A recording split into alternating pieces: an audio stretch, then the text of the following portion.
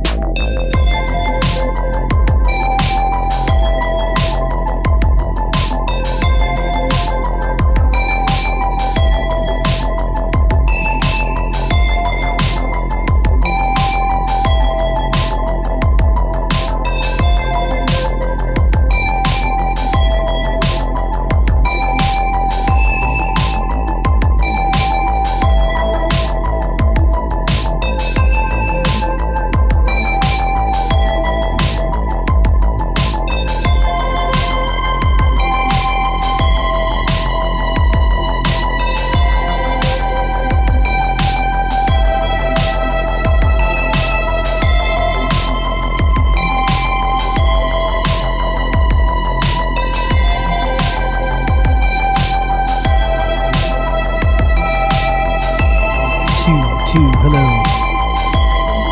Hello, check. Check.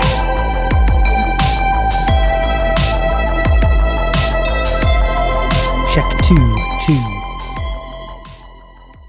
Hello. Hello, folks. Hello, friends. What is up? I'm here. Hello, everyone. Thank you, Dakadoon.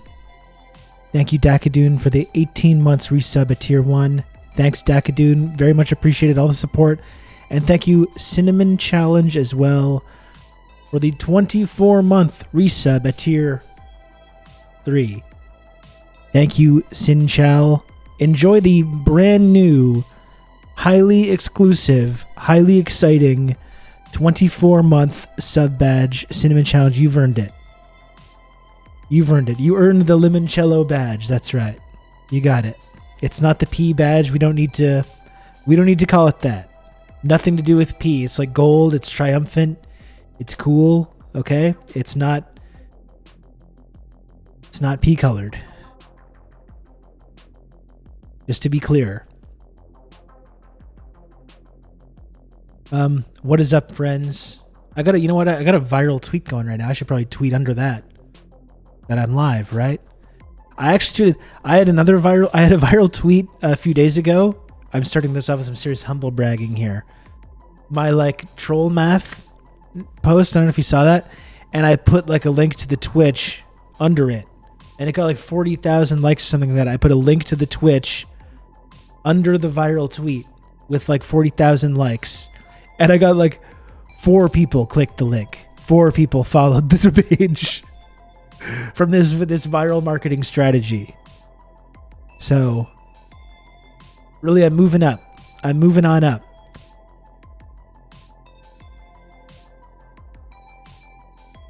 I'm moving on up here. I should really move this Etch-a-Sketch out of the way.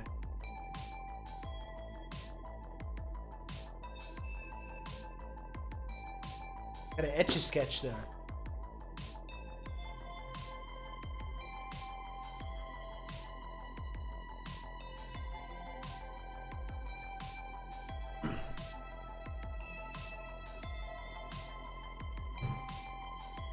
Season 3, Episode 0, Part 2. I would say it's more I guess so. I guess that could be one way of putting it. Season 3, Episode 0, Part 2. I don't know. It doesn't quite have the ring to it. Are you ready to see something crazy? Are you ready for this? Because, of course, you all remember Little Lennon, right? It was always a funny little gag. I tried to order a Lennon bust over Amazon. I thought it was like a bust. Like a regular bust-sized bust. I didn't check the dimensions, and I got this little tiny Lennon, which I've actually grown to kind of enjoy. It's over here on my desk. But are you ready for this shit, though? Check this out.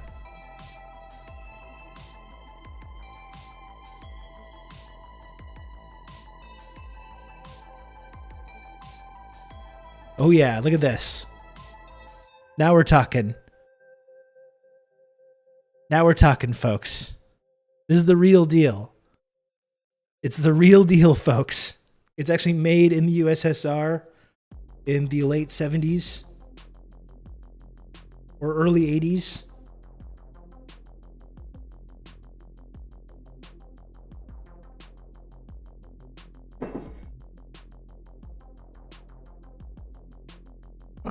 That right up there. There we go. That's the good stuff. Now that's a bust. Now that's what I call a bust.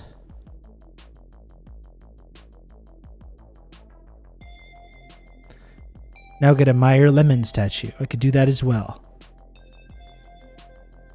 I could do that as well. I just need one more bust on the other side of me. Or do I need that even? Hard to know what to do with that top shelf. I'm the Walrus. Vladimir Ilyich Ulyanov. Marks, maybe. Yeah, it's going to be hard to find another one of this quality, though. You know? This is the real deal. This is a real Soviet era. I don't know if that's bronze or aluminum. I don't know what that is. It's I don't want to have another bust up there that's going to not match that kind of level of quality and craftsmanship. You like that, Andy Streamin'? Thank you. I'm just going to go into Twitter here and remind people to follow me. Or do I need to do that? Oh, I don't know. It's so degrading doing the tweet under the viral tweet trick. I love this stream. And you just started following 4 minutes ago, so we're off to a good start with Andy Streamin'. We love to hear it. Thank you, Andy. So was not able to stream at the normal time over the last couple of days. Normally, as you know, the show goes live every day at noon Eastern or 1 a.m. Pyongyang time. I'm feeling all right about the stream. Oh, that's good, Starlight. That's good. I'll take it. I'll take that. But like many other parents around the world right now, or especially in places that have completely ignored COVID or just decided to like live with it, as we have in Canada, as we have in the United States, my kid is just constantly sick. The children's hospitals, like in Canada, in Montreal, all across Canada, all across the United States, totally overflowing with kids that have these like respiratory illnesses. We don't know what, because after all, we don't know what impact COVID is going to have on anyone's immune systems, kids or adults. When my kid had COVID a couple months ago, he was totally fine. He had maybe a bit of a sniffle for like a day, probably a day. But who knows what that has done to his immune system. It's a totally new virus that we haven't really had a long time to study. So that's just kind of, he's missed a lot of, like, not a lot, it's been okay, but he's been able to go to school a bit, but he's definitely missed time this year, just having repeated colds. Then over the last couple of days had a fever. He was like sick again. It was kind of like one of those times that it's like, because kids often get sick. Kids get colds, kids get the sniffles, coughs, whatever. But, my son, you've seen him. If you watch the stream long enough, you've seen him come on here. He loves to talk. He has tons of energy. He's always bouncing off the walls and running around and going nuts. And it gets really alarming when he gets like lethargic, because sometimes he's like, oh, I feel sick. But it's like, you're fine. You're like jumping up and down on the sofa. Like, you're okay. You're totally fine. But when he's like lethargic and lying down and kind of not moving and not talking that much, that's when it's like, oh, fuck, like what's going on here? This is really alarming. This is really concerning. So yeah, I just took the day off yesterday, spending time with them. Today I was spending time with him today, but I think he's like better. He had more energy today and has an appetite again and no fever or anything. So, feel a little bit less anxious about that and wanted to get in at least a couple hours of doing the stream, even though it's not the normal time, which is why it's not the official season premiere yet. This is not the official season 3 premiere. I gave the premiere a shot on Friday. It turned out it was more, I took a mulligan on that. I took a mulligan on the premiere on Friday, doing a bit of a do-over. It was a soft launch. It was a pre-premiere. It was episode 0, part 1. This is a continuing of the soft launch. This is episode 0, part 2. So we should be ready. We should be ready to go for season 3 premiere tomorrow. Tomorrow at the normal time, which is 12 p.m. Eastern. That's 1 a.m. Pyongyang time. Thank you, James. You know what? I was thinking about growing my thick mustache back, but now I'm starting to realize that I think I look objectively better like this. You and it's more out of like, and have good old Rob to talk you through all this. It was more out of a sense of like, it's like kind of a sunk cost fallacy that I was going into the previous mustache. So I think I might just keep it around this look for at least the next little while. More streamlined and aerodynamic. That's right. That's correct. The big one's cool too. I agree. I agree with that, James. And thank you for the gifted sub. I appreciate that. Thank you. So that's what's going on with my look. In case you were, because the sunk cost stash. That's what it was, Warlock. That's what it was. You said you posted on Twitter. Do you remember to hit DPRK Twitter? I should use a VPN to access that, shouldn't I? Whatever the DPRK like closed circuit social network is, I got to get on there as well. Thank you for telling me the Pyongyang time being employed by the Kims. This is information never told. No, they don't have clocks there apparently. No clocks, no watches, nothing like that. And our hearts go out to them. They'll never make a movie about that social network. Well, they should. Season 3. So again, it's not the season premiere. Just to be totally clear with everyone about that, it's not the season premiere. The season premiere tentatively tomorrow at noon, and I do reserve the right to call another mulligan on that bad boy. I'm here because I'm confident I cannot be drafted to fight in Ukraine. I have a metal neck, and I'm too annoying for army. I think you could be one of those like comic relief army guys, Eric. You know, I know your metal neck is kind of going to stand in the way of that, but I don't think you're too annoying. You could be the kind of like the jokester of the group that meets an unfortunate demise in the first act to really hammer home the emotional stakes for everyone. You know, you're like, that guy seems like a sweet guy. You know, the wisecracking Eric, we call him. Yeah, they always die. That's what I mean. Yeah, that's what I was referring to. Wisecracking Eric. That's how we call him.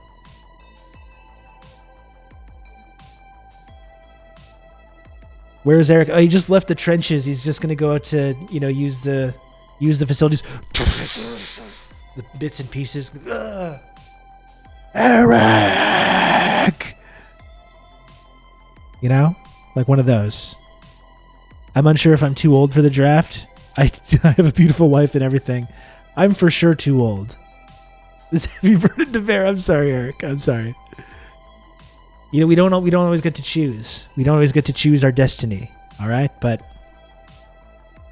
unfortunately, that's yours. I take no pleasure in reporting this. I would for sure be too old. I've got some physical ailments as well. I got some chronic pain issues. I don't think I'd be any good.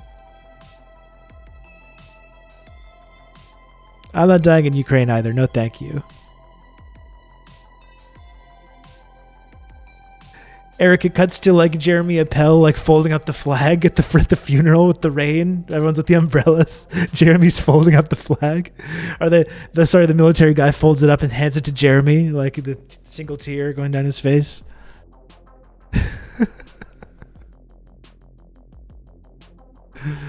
They got magnetic bullets and they got magnetic bullets. And Eric has a metal what? Yeah. Marino doing a small salute. That's right.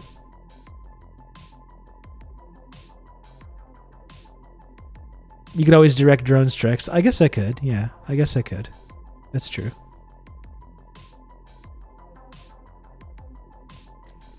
No, I don't think I'll be doing that. I don't think I'll be getting sent to Ukraine anytime soon. Maybe Taiwan. Now we're talking. Can't wait to die in World War III now. Well, this is the thing. Do you even allow communists in the army? I would be dishonorably discharged within about 5 minutes. Yeah, just like I fully intend to defect. Just FYI. While we're doing this, while we're talking about this, I fully intend to defect to the enemy.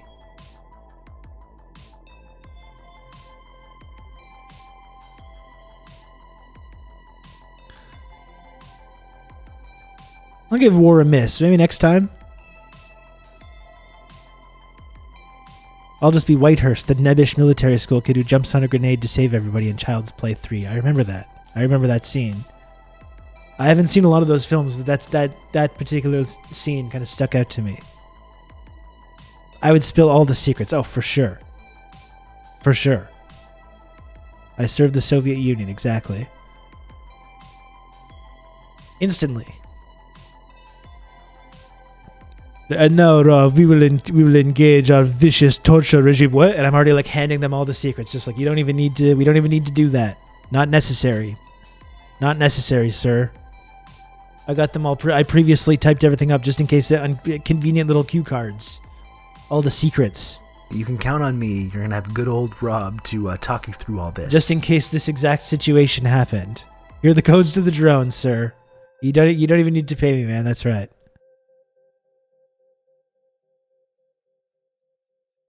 Infidel Castro 93. Thanks for the 2 months of tier 1.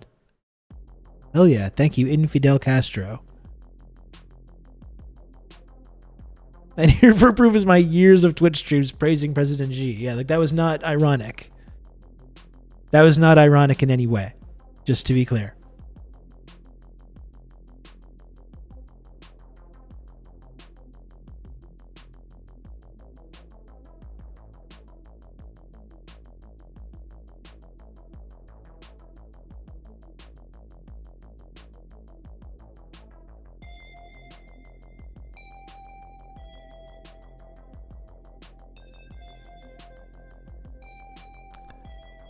Anyway, there we go. Now you got the emote. You got the emote, Fidel. Very nice. So I don't know. Lots of stuff to get into, folks. Lots of stuff to take a look at here.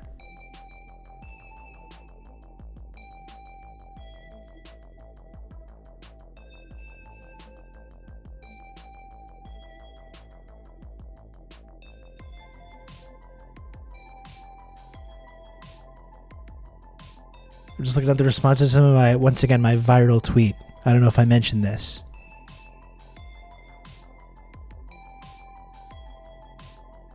It's going up. I really need a...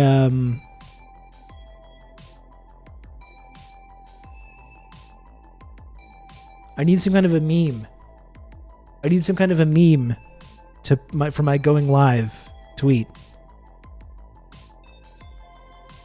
Would be funny for Freeland to escalate with China by arresting communist proxy Rob Rousseau. It would be kind of funny. It would also be like not ideal as well for me. That doesn't work for me as much. No.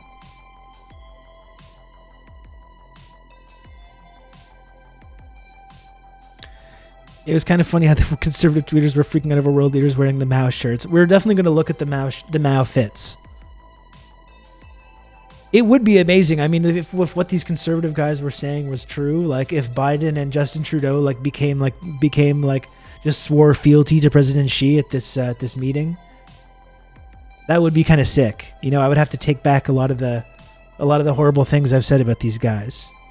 If they put on the whole suits and they defected, swore fealty to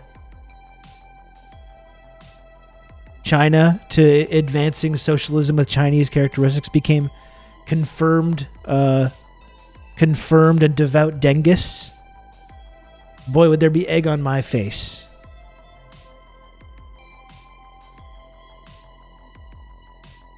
Boy, would there be egg on my face, folks.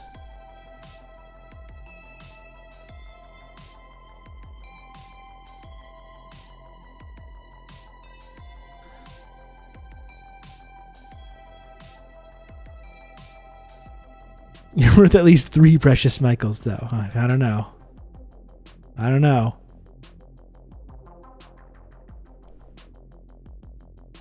I mean, just saying that I'm worth more than 1 Michael. The beautiful, sweet Michaels. Just saying that I'm worth even one of those fine, upstanding individuals is like really taking things really far over here, you know? I don't even know if I want to joke around about that. Is he the 3rd Michael?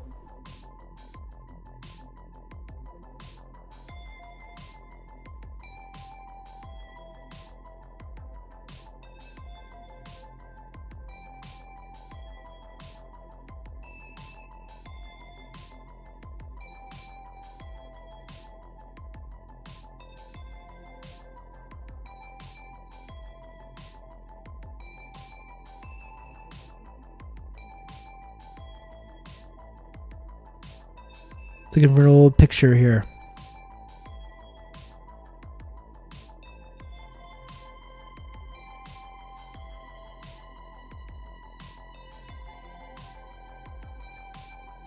Oh my god. What about that? What do we think about this?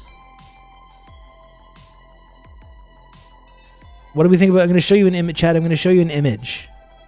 What do you think about this image I'm about to show you? Just let me hear your thoughts on this, okay? Let me hear your thoughts. You can count on me. You're going to have good old Rob to talk you through all this. What do you think about this?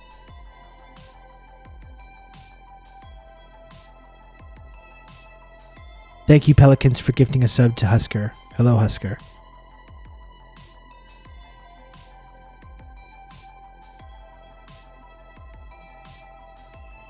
Is this the one, do you think?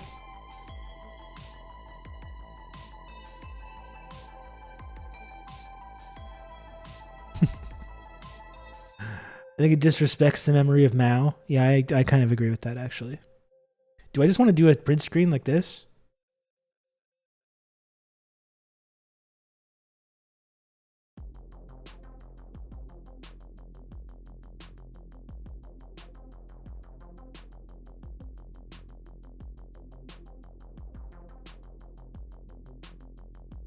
All right, this is pretty good. Peter Polyev is asleep. Post smooth mouse.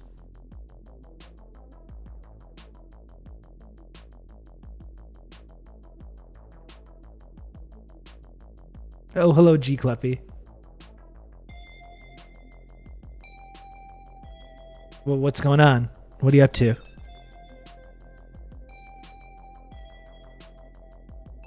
This just happened.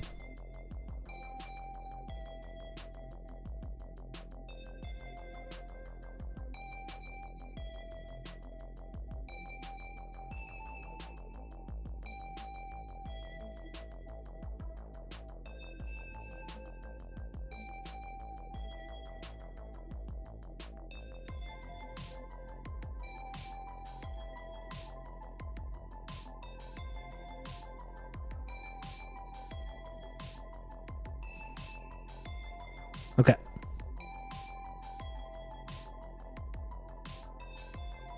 I tweeted that I'm live.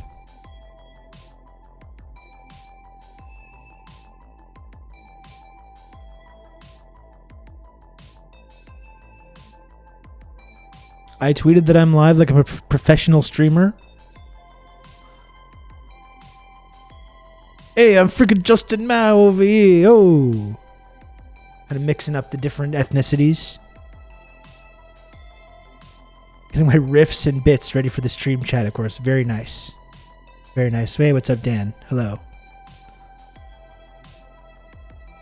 Hey, freaking gabagool over here. Oh. Oh.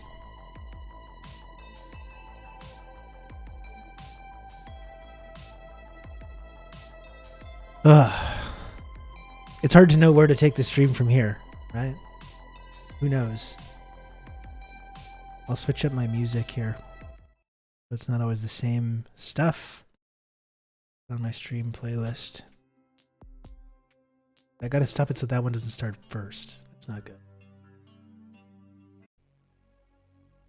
Okay. Good. Ready to go. The World War III is real. Okay, so why am I'm seeing a number of comments about World War III. Is there something specific that has happened that is causing people to talk about World War III, or just like the normal stuff, the increased in tensions in Ukraine, Taiwan? What's Poland doing? What the fuck is Poland up to? Oh, Poland. Poland got missile struck. I haven't even heard this. An explosion in Poland had Zelensky calling for NATO involvement. I had not even looked at this story. A Russian missile. Huh. Huh. That's kind of odd. That's kind of one of those stories. That's frankly one of those stories that makes me say, huh. We're all trying to find the guy who did this.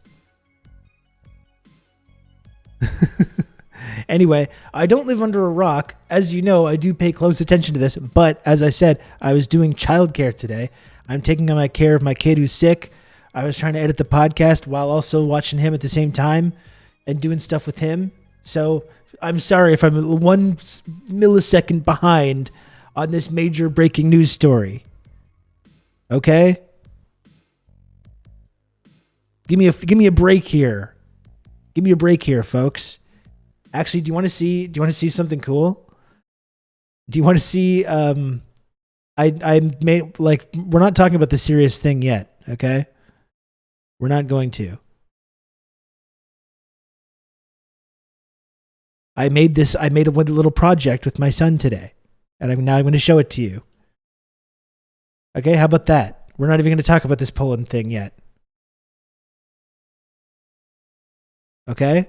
So I told you my son is obsessed with Dr. Jekyll and Mr. Hyde, right? So today he wasn't in school, and I'm trying to think of like something that I could do with him that's kind of like, you know, somehow like not just sitting around and watching TV or just, you know, mindlessly just jumping around or playing or whatever. So I made this little project with him. So we used Midjourney to create a bunch of like a bunch of Dr. Jekyll images and Mr. Hyde images, and I edited them into this little thing that he narrated. He did a little narration of the story.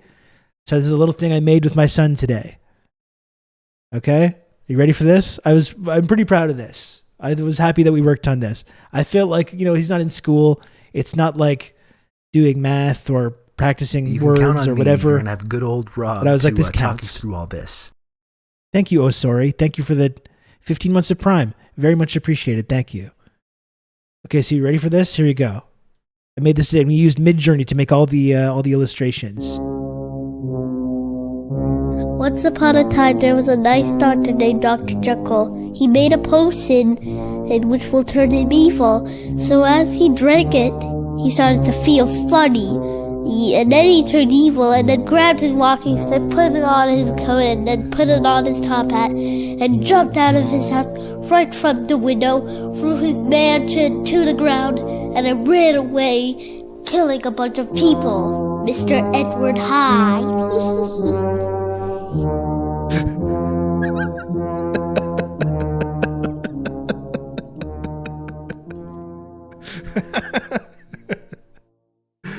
Isn't that cool?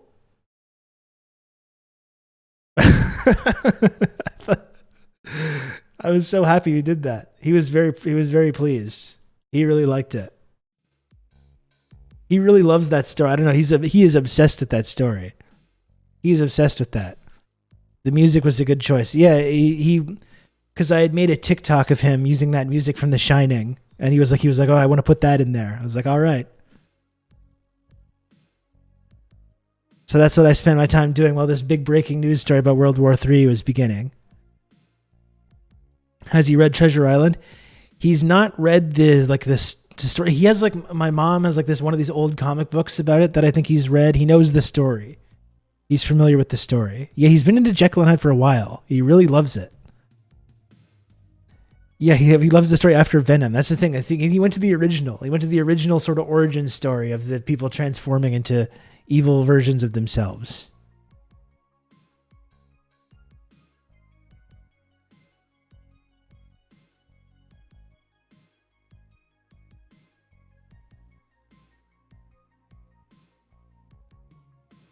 Okay, so I'm looking at some of these. I guess we can talk about this like ongoing story. I had to share that with you though first.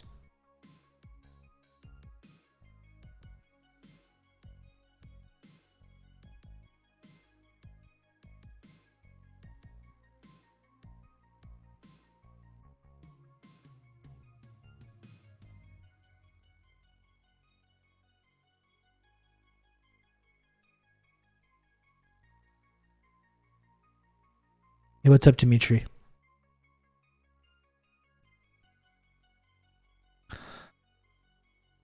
Oh, hello, gang.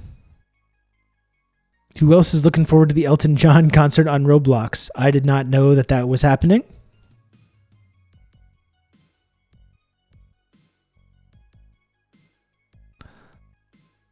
I guess I am. I don't know.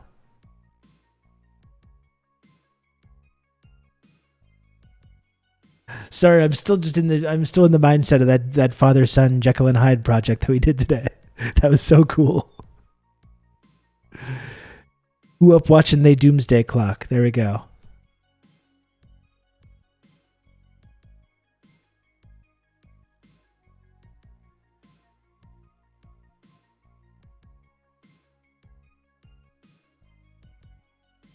Word going around is that the rocket that hit Poland was the remains of a rocket shot down by Ukrainian missile defense. Yeah, I saw some of that too. Oh my fucking lord. Oh my goodness. Warlock, what the fuck? Hello Rob, your regular CIA handler got the Havana syndrome, so I'm filling in for him. I can't figure out the CIA shop, so I'm just sending you this message with my payment. None of your followers suspect a thing. Keep up the good work in phase 3. You're supposed to... Oh, fuck. You're supposed to keep that on the... That was supposed to be a private... That was supposed to be like a private voice message. That was not supposed to be... That was not supposed to be there. Chat, just forget you heard anything. Forget you heard anything about that, okay? That was just actually a joke, so... That was a joke.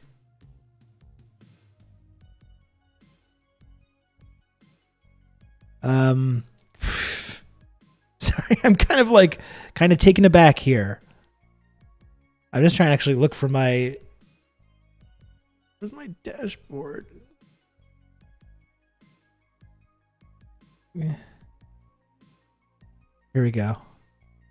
Warlock. Jesus Christ. Holy shit. Thank you, Warlock, for the $1,000. Warlock, what the fuck? That is absolutely absurd. That is ridiculous. You can count on me. You're going to have good old Rob to talk you through all this. Jesus. You can count on me. You're going to have good old Rob to I'm putting that immediately into this. FTX. Immediately just dropping that right into FTX. You get it now when it's at the bottom. That's called Investment 101. That's Investment 101. You get in there right at the bottom, then there's nowhere to go but up, baby. There's nowhere to go but up.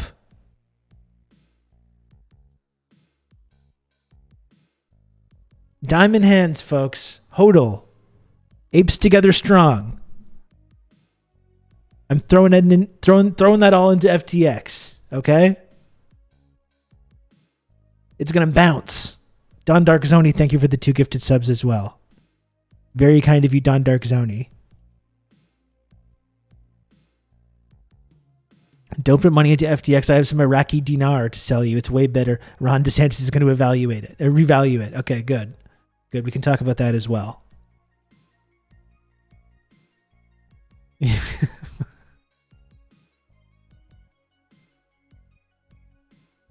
You can count on me. You're going to have good old Rob. I was going to donate in January, but there's no telling what's going to happen with the euro.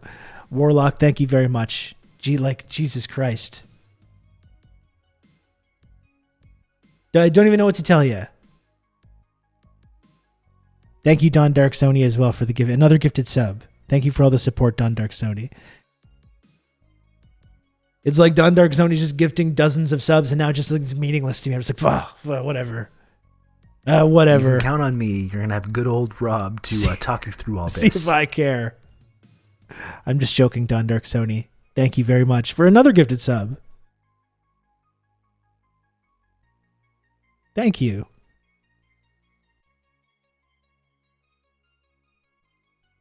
You can count on me. You're going to have good old Rob. Bringing a ray of light just in time for us all to be vaporized. Well, that's it. Yeah, it's like you don't even know what's going to be going on with the euro. We don't even know if there will be an internet. Maybe the stream will be taking place in like this kind of like just like I've talked about before, just like trading VHS tapes by that time. And there will be no way to even do any of that stuff.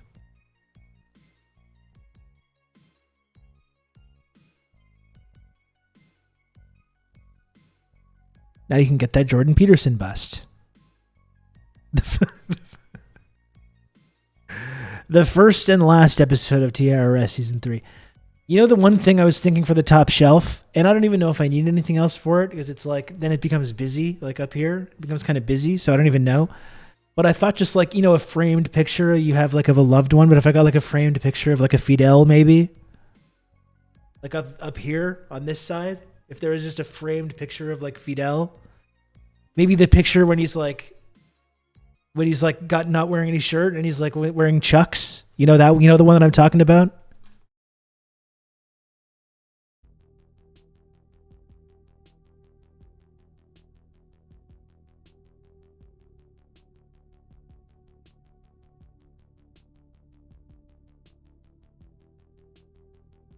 This one? Maybe I could do this.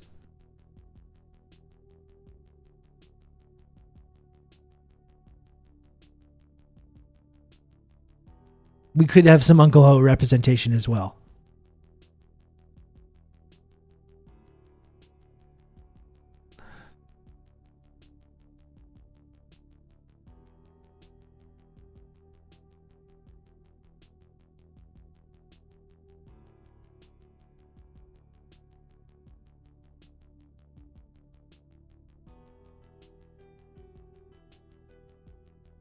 Search is Fidel shirtless. I got that one saved as well. Got that search saved. You never know when you're going to need that. You never know when you're going to need a little pick-me-up.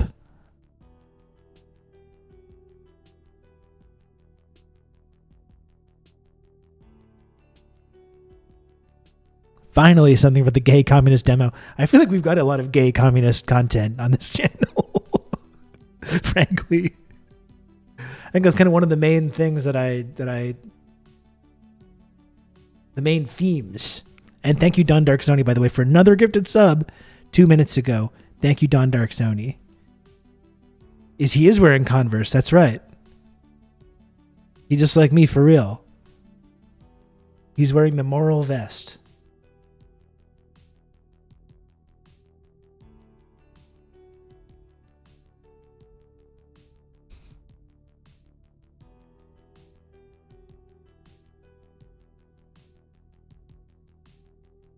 The average Redditor immediately.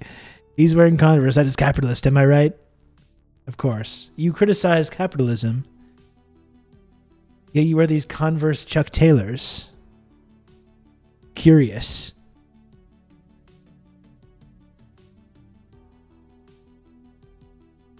I haven't had a good pair of Chucks in quite a long time. The leftist duality: hoodies and shorts, or shirtless with military bands and Converse. There's no whether you have to do one or the other. There's no in between. There's no in between. You have to do one or the other. Capitalism is when shoes.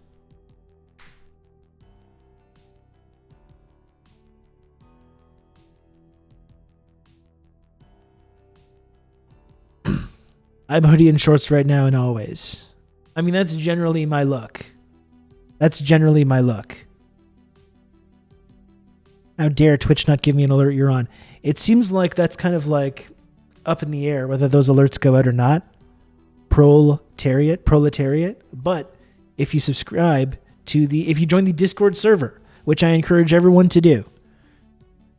I encourage everyone to join the Discord server and sign up become an official member of the Discord server, and you get an alert. You get a special alert from both me and from a cherished mod, John McCain's Ghost, who is incredibly fast on the We Live Discord post. Literally, like, he's monitoring it.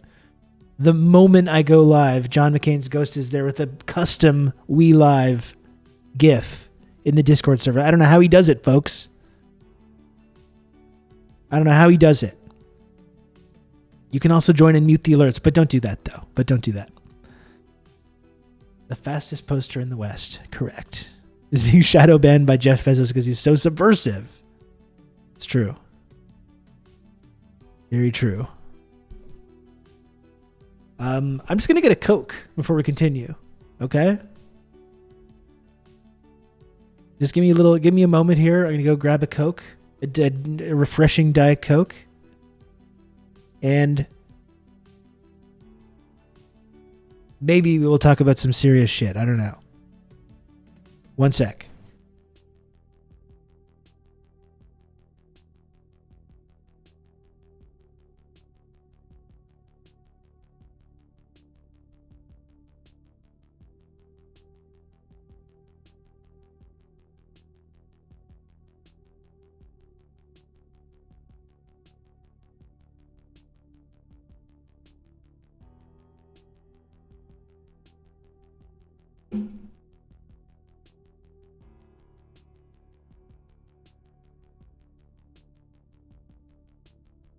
Buy it Kook, getting a lot of free airtime for a drink that doesn't sponsor the show. Well, I know. I want to hang in the Discord, but I feel like I keep up with so much shit as it is. To be fair, like it's technically my Discord server, and I really only post in a few of the channels. But, you know, I love to see everyone else enjoying themselves in all the various channels. I generally only post in the TRRS channel. Sometimes I'm in sports. Every now and then it'll see me in some of the other ones, but it's actually too much for me to keep track of as well.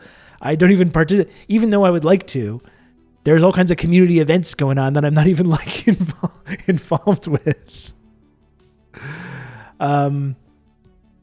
So even if you don't feel like you have the time or the energy or the effort level, or if you're too old to keep up with all of it, just take it from me. You know, you don't have to necessarily do all those things. The Friendship Triangle operates autonomously. That's right. That's right. It's like the house in Fight Club or whatever with all the space monkeys. They're all just working just totally independently of me. Sometimes I take off for weeks or months at a time. And everyone's just going out their basic tasks. Just click the pet channel. Some wonderful pet pics in there. Is the only leftist broadcast that admits Coca-Cola rocks. Hey, G-Cluppy, have you had that? You know what I'm kind of getting into? You know, obviously Diet Coke is probably my favorite soda. And Chin Chin, by the way.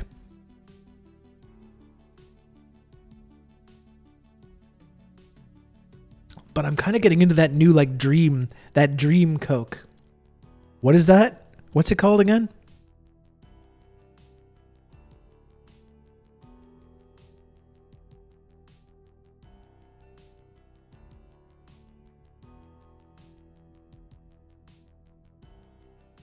Dream World.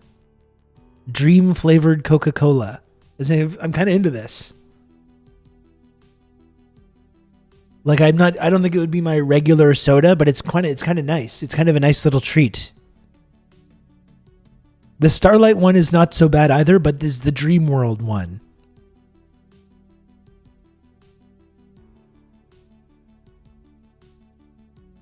It's pretty good. I kind of enjoy it.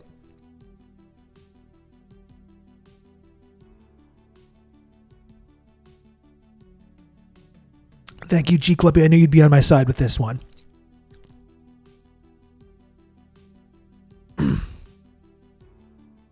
Big difference between Old Dutch and G Cluppy as well. I tried the Diet Dream World one and it's trash. I strong disagree, Old Dutch.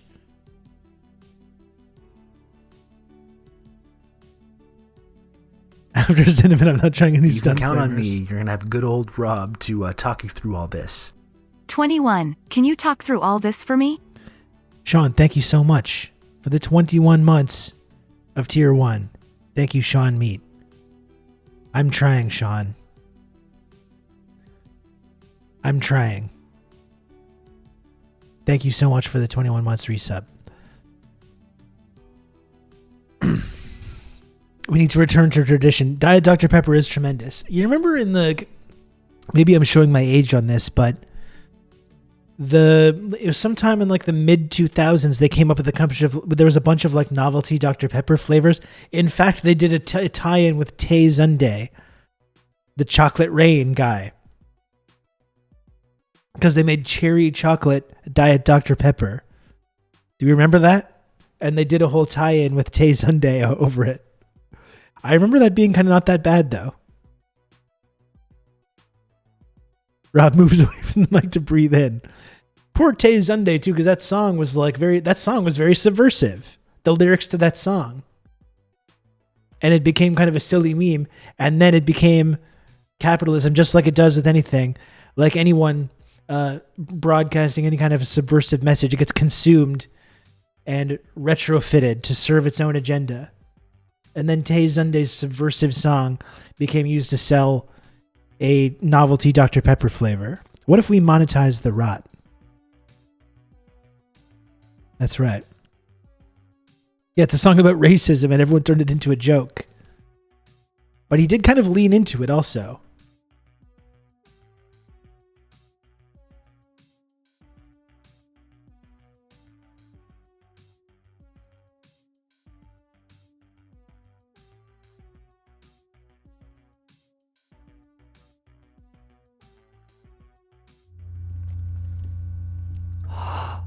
me to introduce myself. My name is Tay. It's T-A-Y, to the Z.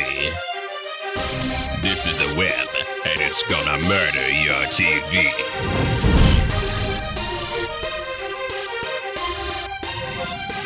It was chocolate rain.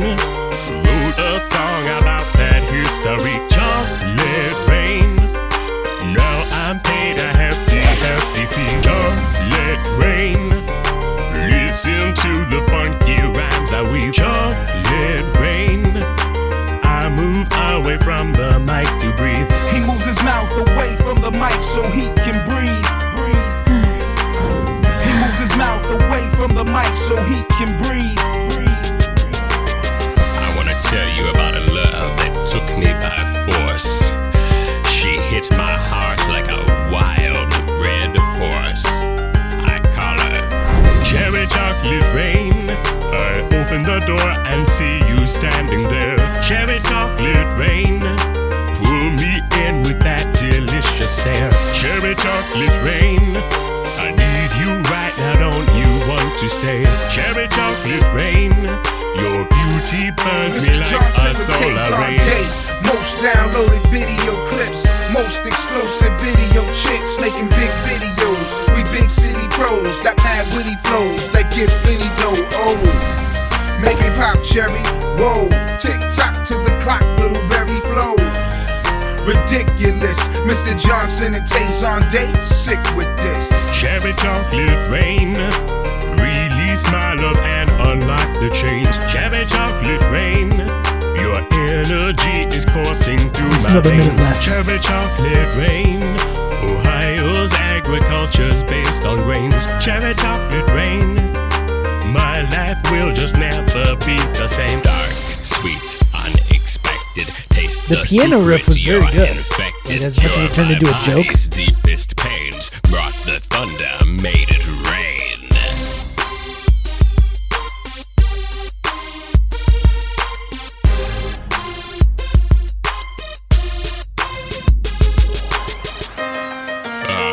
My cherry chocolate rain. I love you. This internet thing is wild.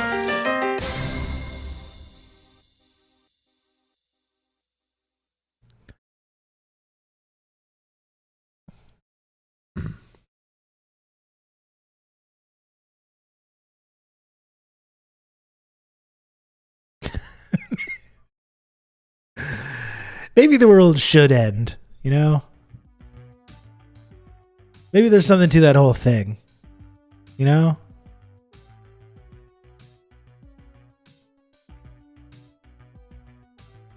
The segment is called The D. Yes, it is.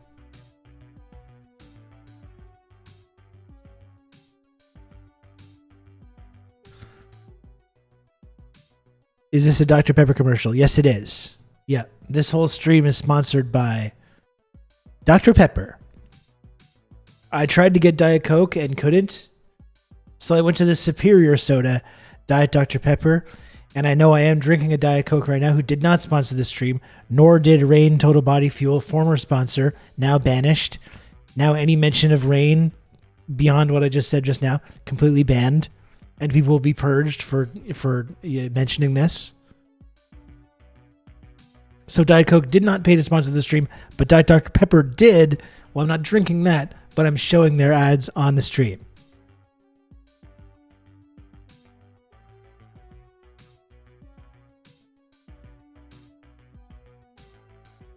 Turns out they're monarchists.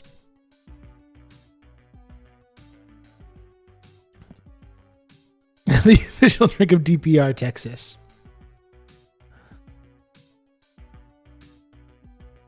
We don't even get me started on Rain. It's so-called total body fuel.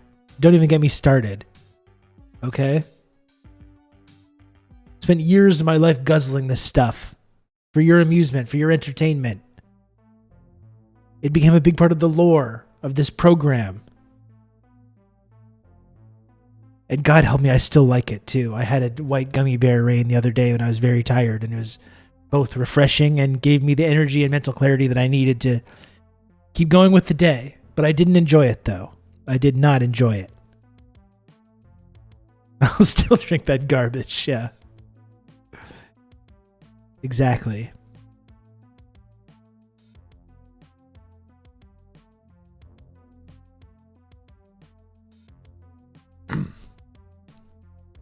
Contact your sponsor. Well, that's the thing, was my rain guy left. He left the company. Now these damn people won't pick up my calls. You can count on me. You're going to have good old Rob to talk you through all shit. this. TRRS dang, TRRS dang, TRRS dang. Should have had a handoff meeting. Thank you, Dakadoon. Thank you. And thank you, Force of Bill, for the 22 months resub at tier 3. Thank you, Force of Bill. Thank you for help building my productive forces with that tier 3 sub. And those highly exclusive Deng Xiaoping emotes, which I'm not sure there are a lot of on this platform. Oh, your Rain Addiction sponsor. Yeah, I should probably do that as well. Yeah. Force of Bill, very close to the highly exclusive and highly sought after 24-month sub badge being displayed by community member Cinnamon Challenge there. Oh, that's a good one, John. John needs more. Frankly, John needs more subs because John has some of the best emotes in the game.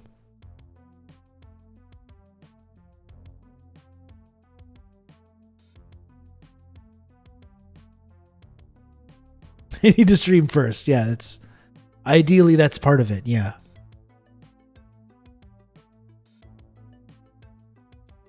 Gotta say, I'm of the opinion that it's on Tay that Chocolate Rain got memed on despite being serious. It's a terrible song. Well, I think, like I was saying, the piano riff is just objectively really cool. It's really good, and I think that's why it caught people's attention in the first place. It's kind of like an interesting and complex song. It's just, even though he was trying to be serious, his very, like, just objectively kind of like humorous delivery, his very deep voice coming out of his kind of slight frame just made it meme worthy, you know? It made it kind of silly. The video, yeah, there was everything. It all came together. Exactly, the little guy deep voice aspect. That's exactly right. He doesn't know that he looks 13 and 45 at the same time.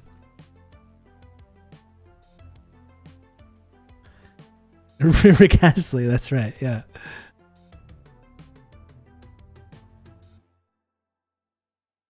Would Liquid Death be down with anti-imperialism? I don't know, maybe. I should talk to them. The fine folks. They seem to just be giving that stuff away to everybody.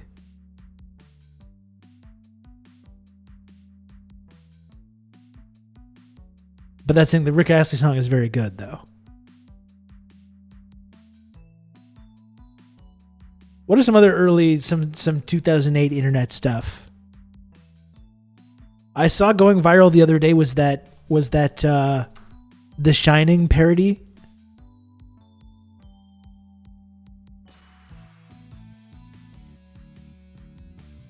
This was one of the first moments. There's in this genre of like movie trailers that made the movie seem different than what it actually is. I remember loving this in like 2008. When the Peter Gabriel hits, it's just so perfect. Jack Torrance. I'm outlining a new writing project. He's a writer looking for inspiration. Lots of ideas. No good ones. Meet Danny. He's a kid looking for a dad. There's hardly anybody to play with around here. What's up, Doc? Jack just can't finish his book.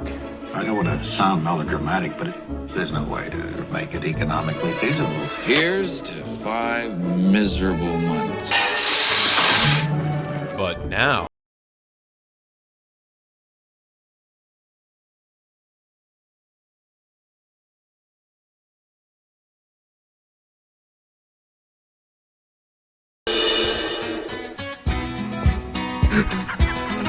I am your new foster father. I'd do anything. It's so great. Climbing up on Salisbury Hill, I love it. I could see the city light, my heart going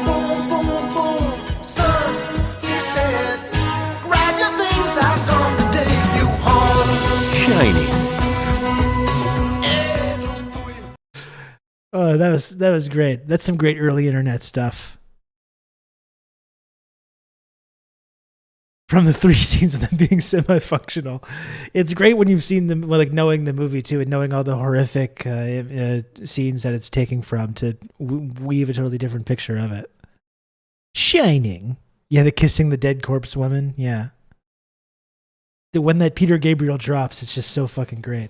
It is just a wonderful song.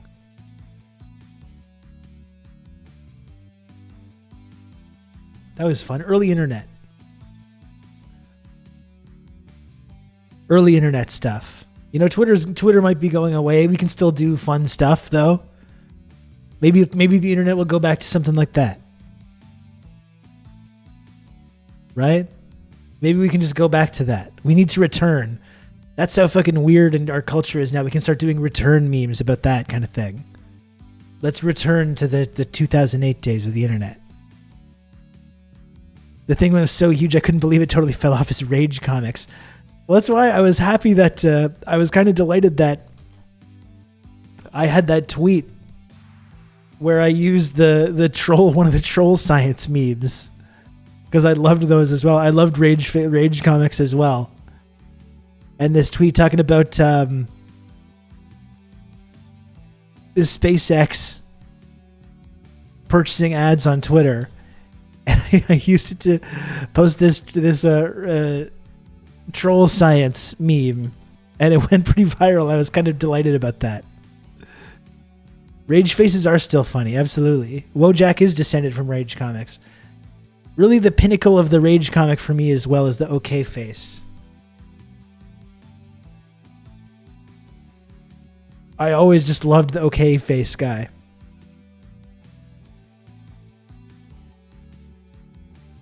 That to me was the pinnacle of the genre, to me. It really speaks to, like, you feel this. You feel something from this, right? You feel something.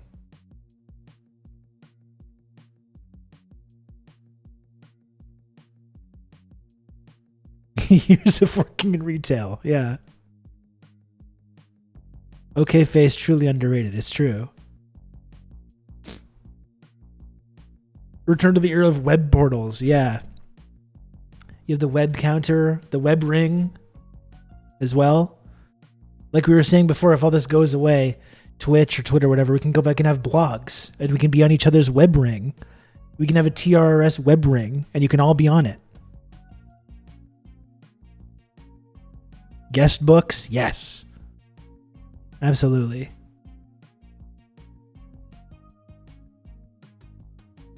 I remember Sloan-themed web rings. I heard on the radio earlier driving around in my car, I heard If It Feels Good, Do It by Sloan, which is not one of my favorite Sloan signals, but great band. What a great band, though, still. Wasn't my favorite song, that one, but they got a lot of hits.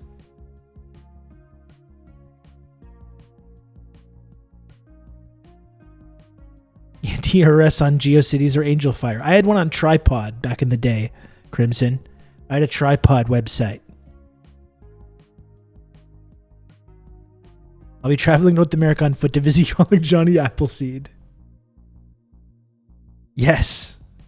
Lodane, what is, we have some kind of weird, I think we had the exact same, like we had different upbringings, obviously, but somehow there's some like crazy crossover here. I don't know, Lodane. We seem to always have these moments, right? It's fucking bizarre. Link exchanges, they'll disrupt the Facebook and Google ad tech oligopoly. Maybe we were internet friends in 1998. I don't know. Who knows? We must have been. I've tried to find my old Tripod site, though. I can't find it. I don't think it exists anymore. I never purposely deleted it.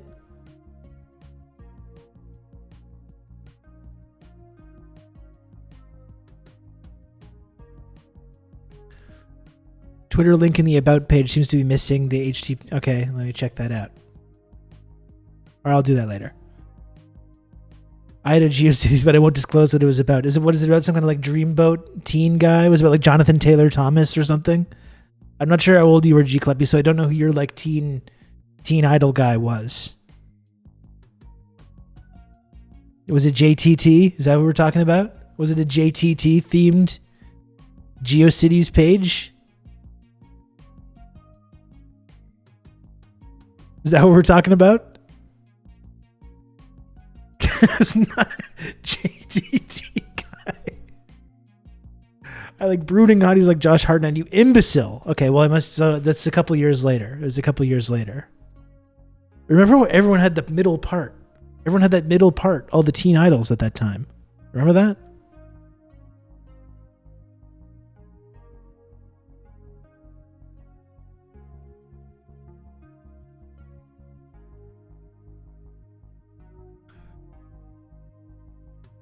I wonder what he's up to now.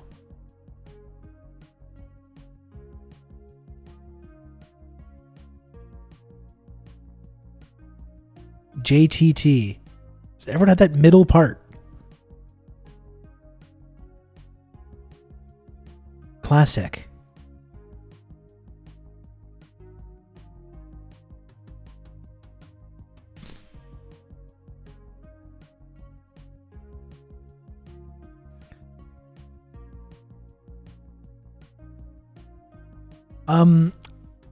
Yeah, Josh Hartnett was pretty cool. I remember he was in a movie called Wicker Park, and a Montreal band, The Stills, contributed a song to the Wicker Park soundtrack, and it's one of their best songs. The Stills were a big what if band for me. The Stills put out one of my favorite albums ever, Logic Will Break Your Heart, in I think 2001. And just they were kind of they had the possibility to be like the next Strokes, maybe. Like they could have been like as big as the Strokes or, Block Party or any one of those big, huge bands, Arcade Fire, any one of those big bands that came out of that era. The Stills had they had the ability and the possibility, I think, to be that big, and just weren't able to make it happen. I was obsessed with that album. It's an incredible album. It is so good. Their other stuff is good, but it doesn't. They really made some magic with that one. When I was starting out, what was the first main song from them? I think the big single off that album that I'm talking about was called Still in Love. But the whole album is just fucking fantastic. When I was playing in bands in Montreal, like in 2003 or whatever, we rehearsed right next to them. We would hear them rehearsing through the door. I have that LP. It's so good. It is so good. That is one of the best albums from that era. Definitely in probably my top 5, top 10 albums of the 2000s. The Stills, Logic Will Break Your Heart. Fucking fantastic.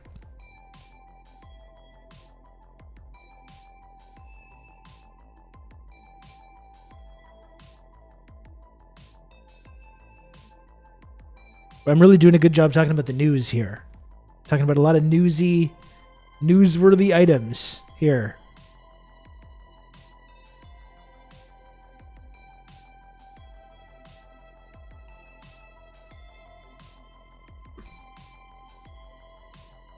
These pop culture updates are important. It's true.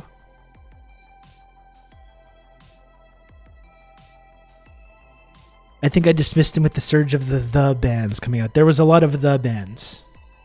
There really was. Wasn't there a band called The? And it's like, come on. Sometimes band names really turn me off of listening to music. For a long time, I didn't listen to The War on Drugs because I was like, that doesn't work for me. That's the 80s. Okay, I didn't know that. But for a long time, I was like, I'm not doing this. But then I listened to the album finally, and I was like, it's really good stuff. That's really good. The Strokes were good. So were the Stills. There's lots of good The bands, frankly.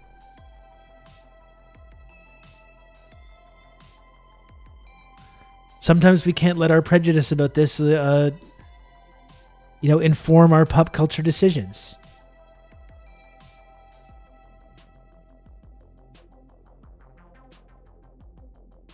The Beatles, a classic group.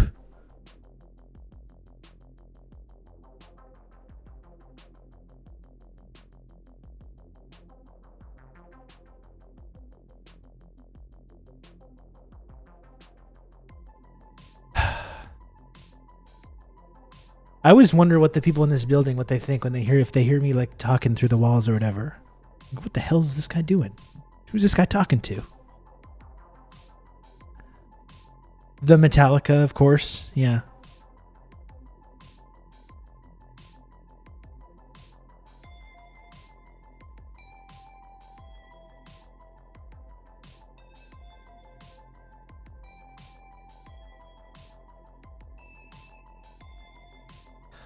Getting a lot of notifications here.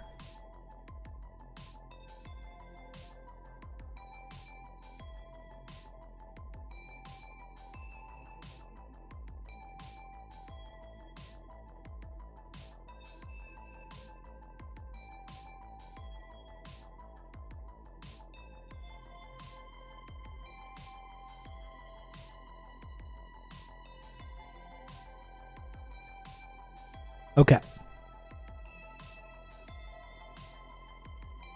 The Fidel Castros would be a good baseball team name. It would be a good band name too, frankly. That would get people talking. That'd get people talking.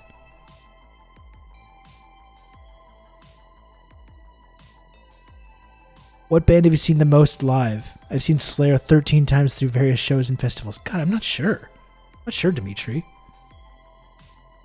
It's a good question. It's hard because I went to shows so much between the ages of 17 and 25 that now it's been 15 years since that was a big part of my life. So I'd actually have to sit down and think about it.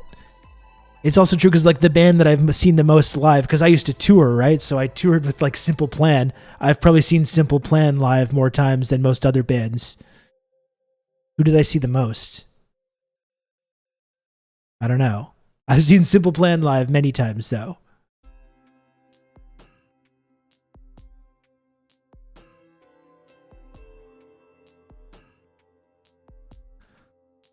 I saw Winter Sleep probably 2 or 3 times.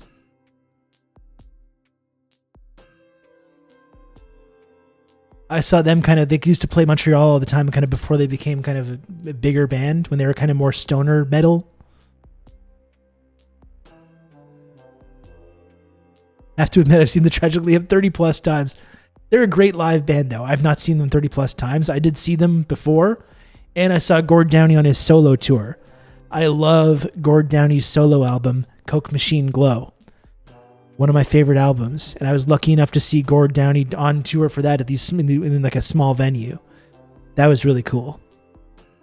Yeah, Coke Machine Glow is so good. Thank you. He has that song Chancellor. I'm sure you know what I'm talking about, sorry. Chancellor by Gord Downie is just such a fucking great song.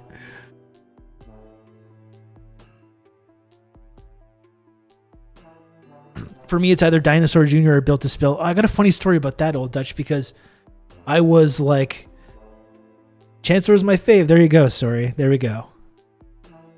Thank you. I finally found someone else that loves this song as much as I do. I was really obsessed with Dinosaur Jr., or at least one album of theirs, the one that they do the cover of Show Me the Way. That Dinosaur Jr. album. And I was really into that record probably in 2005, 2006 or so. And then I was fortunate enough to play at a festival with them. I played at a festival with Dinosaur Jr. at the very first Osheaga in Montreal. The very first Osheaga festival I played at. And Sonic Youth played, Dinosaur Jr. It was a crazy lineup. And I was backstage. I met Jay Mascis backstage, and I was super I was super awkward around Jay Mascis, trying to introduce myself and say hello to Jay Mascis from Dinosaur Jr. But I got so fucked, I got unhealthily fucked up at the backstage of the very first Osheaga. There was an open bar. I was with some other friends that were at the festival, and I kind of got confused about because I performed but then like had other responsibilities, but I kind of got confused about watching the festival and like having other responsibilities and being backstage and stuff. So I ate some mushrooms. They passed me some like chocolate with mushrooms in them. So I just drank like a ludicrous amount. I took these mushrooms, and now just the whole night is just blacked out for me. So I was backstage to see Sonic Youth and Dinosaur Jr. and all these fucking amazing bands. I do not remember one moment of it. I have no recollection of any of it. I was just completely fucking out of it the entire time.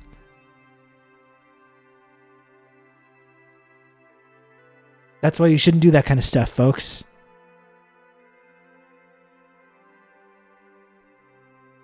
That's why you shouldn't do that.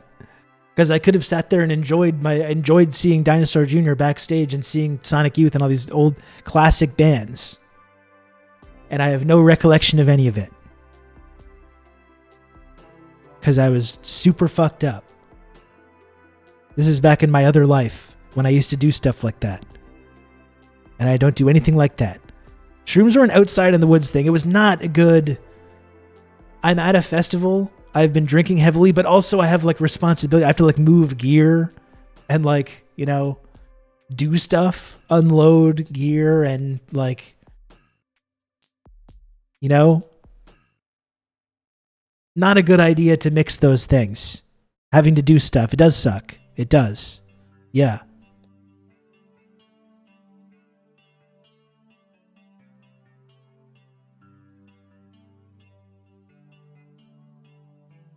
My favorite time I did shrooms, I did them in the evening and then picked a bunch of apples with my friend. That sounds lovely.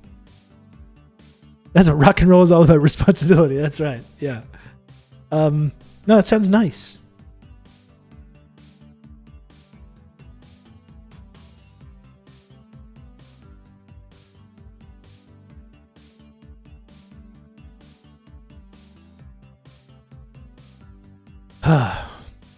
This all leads me, and the song that's playing right now reminds me that I've mentioned to some of you folks, I've been recording some music lately.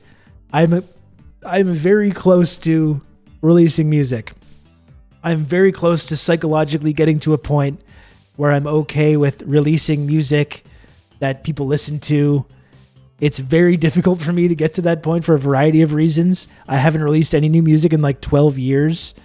I'm almost there. I'm almost at the point where I can be psychologically okay with releasing some new music and letting people listen to it. I'm almost there. Not quite, but I'm almost there. I did do some preliminary work on a Bandcamp page. I did some preliminary work, okay? I'm thinking about it. I'm thinking about doing this. I'm not quite there yet psychologically. I'm working on it though. Tim Pool collab. No, in fact, I would be directly competing with Tim Pool. I think it would be better. Yeah, I think it's better. Actually, in fact, I know that it's better. Anyway, we'll see how that goes. We will see. Sing us one bar. Absolutely not.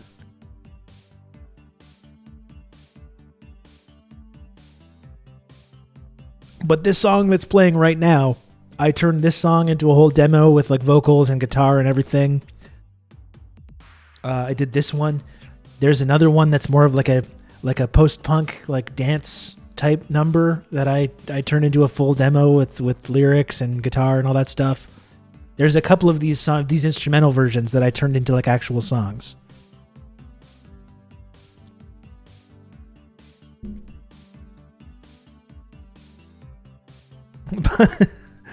I highly doubt I would ever get to the point of like performing again. I might just be able to release some stuff that people can listen to. I highly doubt I would ever play an actual show or like work with like have like an actual band or anything like that. In fact, I like when it comes to music, partially because of the way that my previous music career went, I like having just like full control over everything and just doing everything. Programming all the drums, doing all the synths, doing all the guitars, I like doing everything myself. And the idea of like having other people involved in that process is something that like stresses me out a little bit. Anyway, I'm almost there. I created some art. I created some artwork.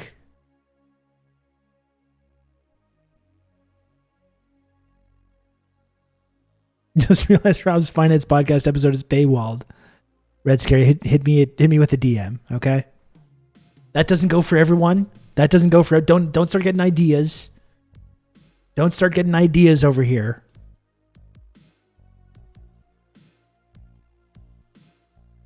Certain valued community members might have access to some content. I was playing. I'm going to subscribe. Okay, well, you can do that too. I'm certainly not going to argue with you. I've recently gotten very wistful about a band I was in 15 years ago that never went anywhere, but the seeds of something cool were there. Wish I could revive it at least partially. It's fun to reminisce on that kind of stuff, right, Warlock? Like, you know, I've talked a little bit about my old band and how that went and how we, you know, things didn't really turn out the way I wanted to. How I'm like, our legacy is something that I'm like, I kind of think is cool, but I'm also a little uncomfortable with. It's fun for me to listen to like what we were doing, like when we were very first starting out before like anyone really knew who we were. And I kind of agree. I kind of feel the same way. Like there was the seeds of something quite cool was there that I don't think was ever fully realized in the way that I wanted it to be. But speaking of Montreal music, I'm going to plug my cousin's band Taxi Girls, playing at Barfly on December 3rd.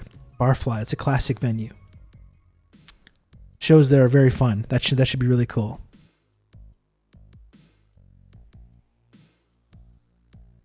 Nothing can make me hand over money to Rob faster than him trying to bestow clout on me. I'm a humble chatter. The lack of ego is really just remarkable. Something we should all aspire to. I guess I should probably... You were doing shrooms. You should have been helping Loadout and bandmate Scott Mad. I had built, like, it was okay because I had done... First of all, I was the only person... Can you get this? I was the only person in my band that could drive for years. For years, literally. Every single one, the other person in the band was like this city guy without a driver's license. And I was literally the only one that could drive. So I had bought myself a little, I think like a bit of credibility on there. That the odd night I could take it off from doing unloading and doing that kind of stuff.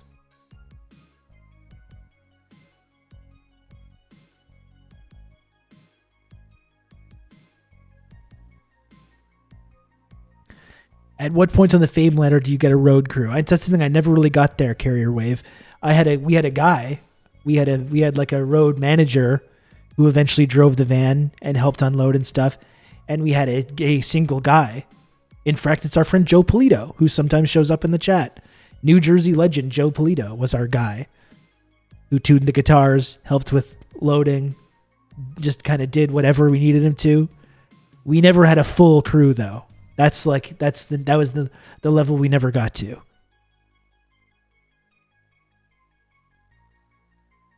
Jersey legend Joe Polito.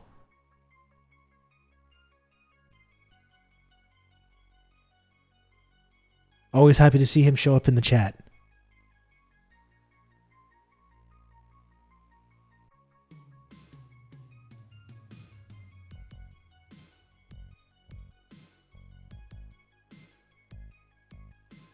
From New Jersey pop punk band Breakaway, who also had some really great songs. We played with them a whole bunch.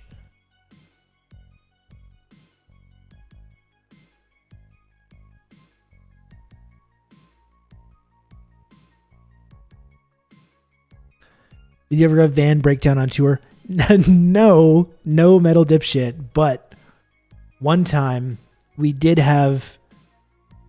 played a show. I think it was at Ottawa U. It was at a university in Ottawa, anyways. It was like Carleton. I don't even remember where the schools are. But we were doing like these university shows, and we played a show with Cardinal Official. Like he was headlining, and we played a show with Cardinal Official. At like this like a Ottawa, like a beginning of the year. What is that? What do you call that? I don't even know. You know, just like a fun beginning of the year show or whatever. One of these Ottawa at this university, and we were like stuck at like a Frost show. Sure. Yeah. Orientation, whatever you want to call it. And our van was kind of parked like really in this tight corner. And on this particular show, we had brought someone to drive that didn't normally drive the van, but like we brought someone along so it wouldn't have to be me doing everything. My friend, communism leads to unproductive economies and dictatorships. I don't think you want to be communist. No, I do. I do, though.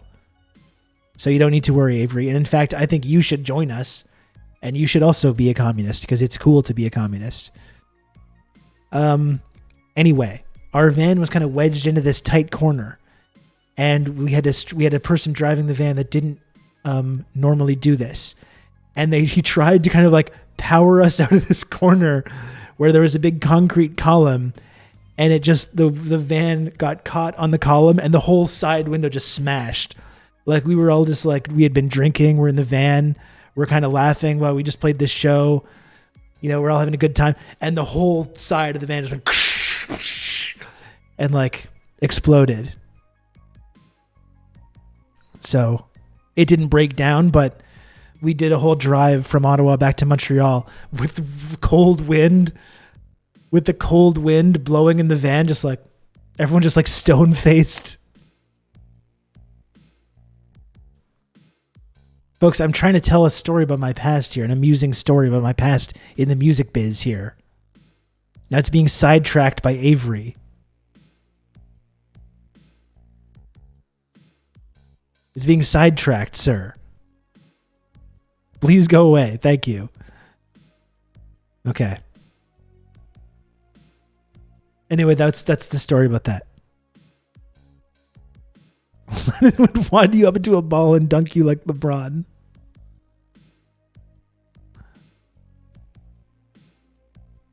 Communists are capitalists. They just want the government to possess the capital. Oh, for sure, man.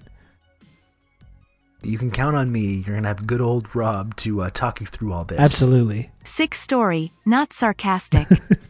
Doc, thank you. Thank you, Doc. Thank you for the 13 months resub at tier 2. Very kind of you. Very much appreciated. Thank you, Doc. Oh. So even though I've said this a bunch of times, it's probably now time to actually talk about serious business. Do you think maybe I should take some time to do that? The kind Vladimir Ilyich would have shot all y'all. That's right. And we would have deserved it, frankly. We would have deserved it.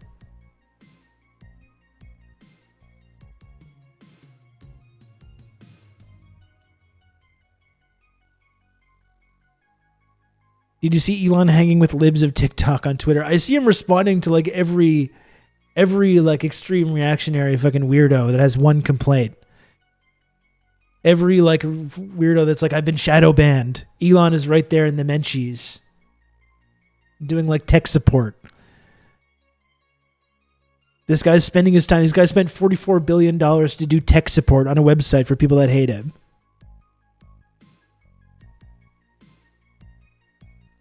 I'm loving Glenn Greenwald's Elon defense arc. Even fucking Matt Taibbi, who I used to have so much respect for, G. Kleppy, being like, everyone hated Trump and now everyone hates Elon. It's like, yeah, it's kind of like they've made the play to be these obvious like permanent main characters and are doing a bunch of dumb, weird, and also funny stuff, and everyone is talking about that. Yeah. That's like that's actually a very normal thing. I know it does hurt.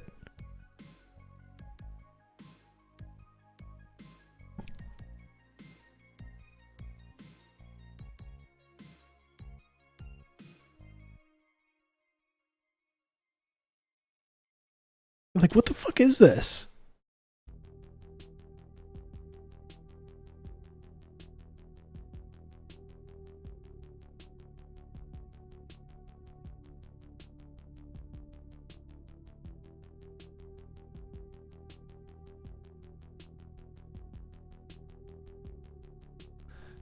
Because here's my understanding is this, and I'm sure like in any company, publicly bad mouthing the CEO is grounds for dismissal, but also Elon is on there on Twitter, publicly calling into question, like the people that have been working there and like the things that they've been working on, the way Twitter works, just clearly not even understanding how it works. So he's publicly condemning their work and making these sassy comments about it. And then as soon as any of these people that actually do this work respond, he instantly fires them. Is that about how that goes?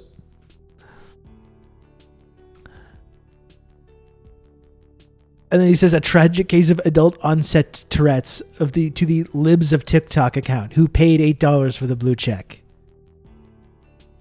Libs of TikTok. They, unlike me, unlike your boy, a notable figure in the media world.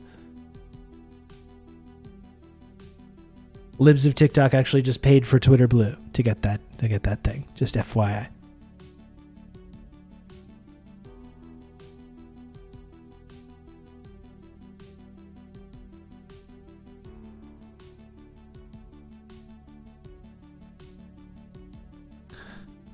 And yeah, I guess so. I covered. So he's driven off all these advertisers. For like, what do you think the net gain is for all the fucking damage that's been done for the companies that advertising there? There was that insurance company that lost billions of dollars in market share because someone paid $8 to impersonate them and say that insulin is free. And they've made what? What's the maximum they've made from people subscribing to Twitter Blue? What, a couple $100,000 maybe? Like, it's truly amazing. This is Mr. fucking business genius. He's made $200,000. Yeah. People are like, joke's on you. You're paying $8 to do all these parody accounts. They're just banning the accounts right away and raking in the cash. It's like, yeah, you can make dozens of dollars from this.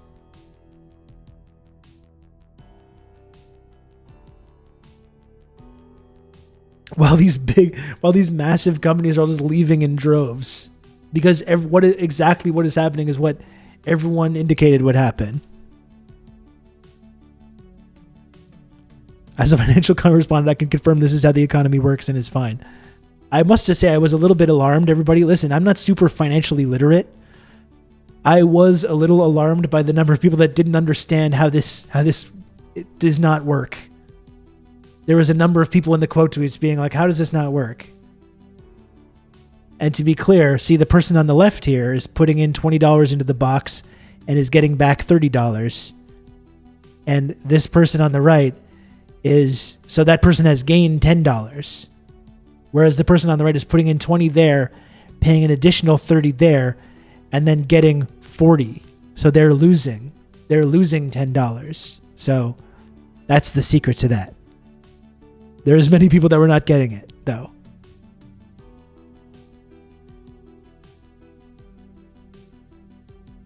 Is this a season premiere? No, it is not.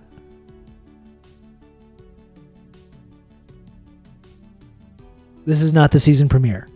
Maybe tomorrow. No guarantees. Maybe the season premiere will be tomorrow, though. We'll see how it goes. Okay, we'll see.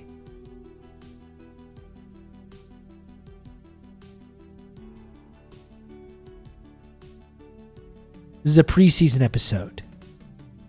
Yeah, and Lodane, and by the way, everyone should say thank you to Lodane, who did some amazing updates to the page. If you go and if you're looking at the Twitch channel and you go to the About section, there's a whole new About section, which is really, really cool. Created by Lodane. Very cool. Very good stuff. It's a pregame episode. Yeah, brother. That's right. Absolutely correct.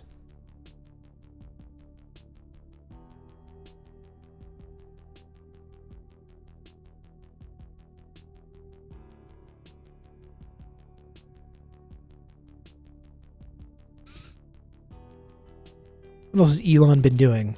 What else has this fucking jackass been up to? I must say, though, it has been a wild ride. It's been a wild ride. I was not sure. talking about Elon taking over Twitter. Well, like, surely it's not going to be that crazy. You know, he's just another libertarian tech dipshit taking over Twitter.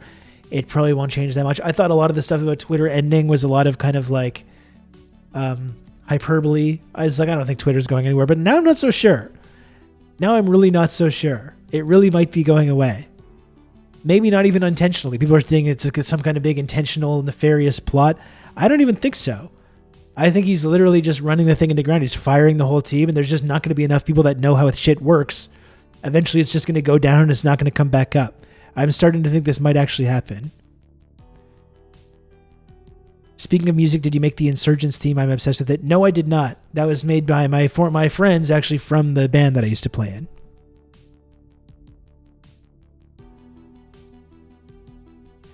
You know what I mean? And it's like, I'm going back and forth about, because sometimes I feel like I've talked about how I would celebrate Twitter going away. Twitter's been responsible for a number of great, big changes in my life. It's also been the source of a lot of like mental anguish. I think I've given myself permanent brain damage from being obsessed with Twitter. In many ways, I would celebrate just if I opened the website one day and it was just not there and it was just gone. It's like the whole ending to Good Will Hunting. When Ben Affleck shows up and he's just not there. One day you're just not going to be there.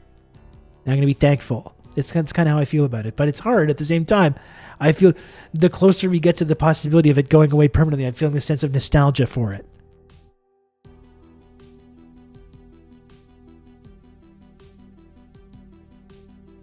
So I don't know. I don't know what to make. I mean, it's in the way, like in many ways, it's just still such a vital place to learn about breaking news. The way that journalists and politicians are so obsessed with using it, it's like you feel like you're on the forefront of this, like whatever craziness is happening. Dig.com still exists, so I think Twitter will hang in there. But that's the thing; it just depends on who still sticks around, right? Because it's really all about the audience, and it's all about the user base that makes it up. And if people do just ditch it en masse, it's going to be weird, if it becomes some kind of graveyard. Get a Mastodon account. I do have a Mastodon account. I've seen people have been following me on there. I started a Mastodon account when it first started out, but I'm not going to use Mastodon. Come on. Let's get real here. Let's get real here, folks.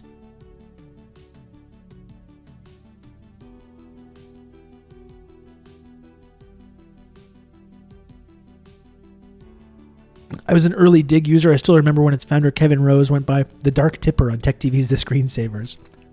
I was a Redditor at that time. Before I discovered Twitter, I was unfortunately a Redditor. So I remember the Reddit versus Dig wars, which Reddit came out on top of. Although I will say Reddit, I think earlier was a lot more interesting and cooler. It became this kind of like hive of reaction and weird incel shit.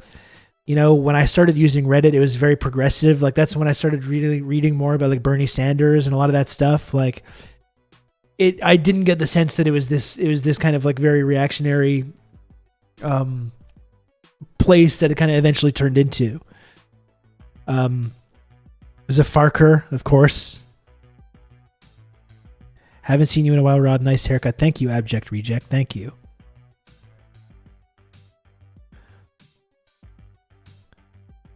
But yeah, eventually it just became a hive of that kind of like that weird MCU obsessed, like with woke MCU obsessed of movie geek people, the anti-China people. Like any thread, you can't go to any thread on Reddit that mentions China in any way without giving yourself just permanent brain damage every time you look at it. It's just horrendous. And I do remember as well, like there was a specific time around the time that Trayvon Martin was killed when it just became, I started to, anytime I would log in to see, and like the beginning of Black Lives Matter and all that, and I started noticing that like any time you would open up a news story about that, it would read like fucking the Stormfront, or it would be like incredibly like racist and reactionary. And I did learn later that there was a concerted effort by white nationalists just infiltrate Reddit at that time and to hijack all those threads to like influence the discussion in that way. The Logic Bro neolib energy. Yeah, of course the admins will probably delete this, but fuck China. Yeah. But does any DAE President Xi Winnie the Pooh or one of those, you know?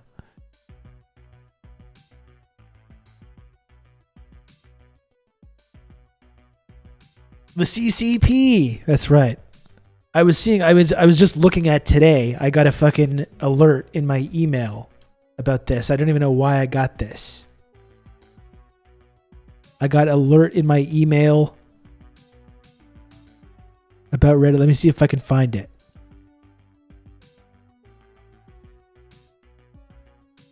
To this thread. And this is actually a good transition getting into talking about what we want to do, to look at our videos of Mao and Justin with the Mao suits. Or Joe and Justin. Freudian slip there. This opinion. So this is in the main Canadian subreddit, R Canada. A fucking Toronto Sun article. Trudeau quick to use genocide when speaking of Canada, but slow on China. And it's every fucking comment just makes me feel extreme pain in my mind. Number one most upvoted comment. It's easy to criticize yourself. It's harder to criticize a nation that can hold your citizens hostage with impunity. Our Canada's incredibly cursed. I know. They're still on the Michaels. Don't visit China. Also, the simple fact that we're a country that allows criticism of ourselves allows for self-introspection, which is a big part of why we're a much better place to live than, checks map, most of the world. Well, it depends on who you ask, isn't it? For many people, it's actually not a very good place to live, like the people that we've committed genocide against. But I guess that doesn't count because we allow ourselves to talk about this in the media or whatever.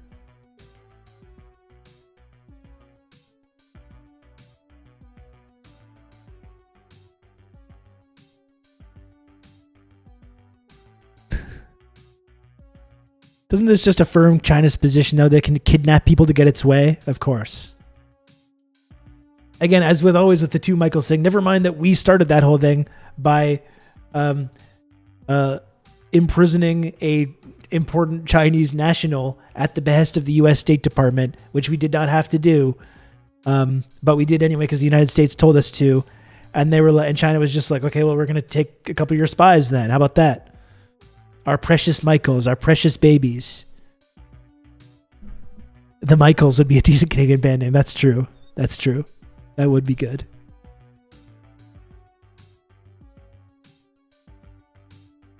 They were found guilty of espionage in a Chinese court. Good enough for me. I mean, the justice system works.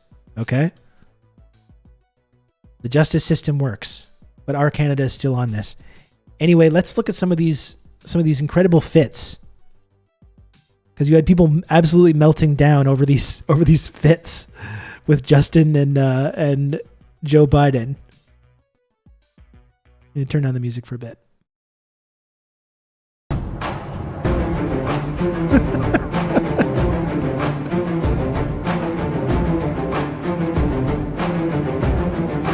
They look good, frankly.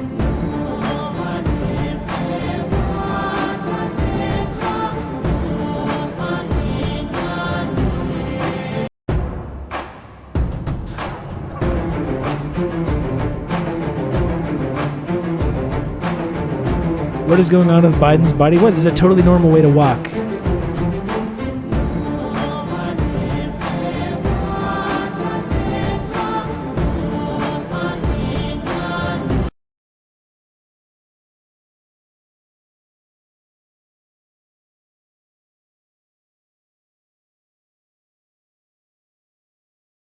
I think it's a good look for both of them.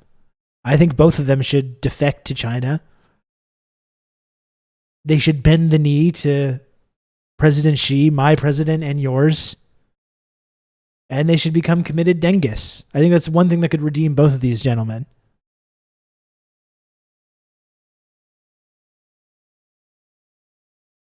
Biden's ready to sniff some hair.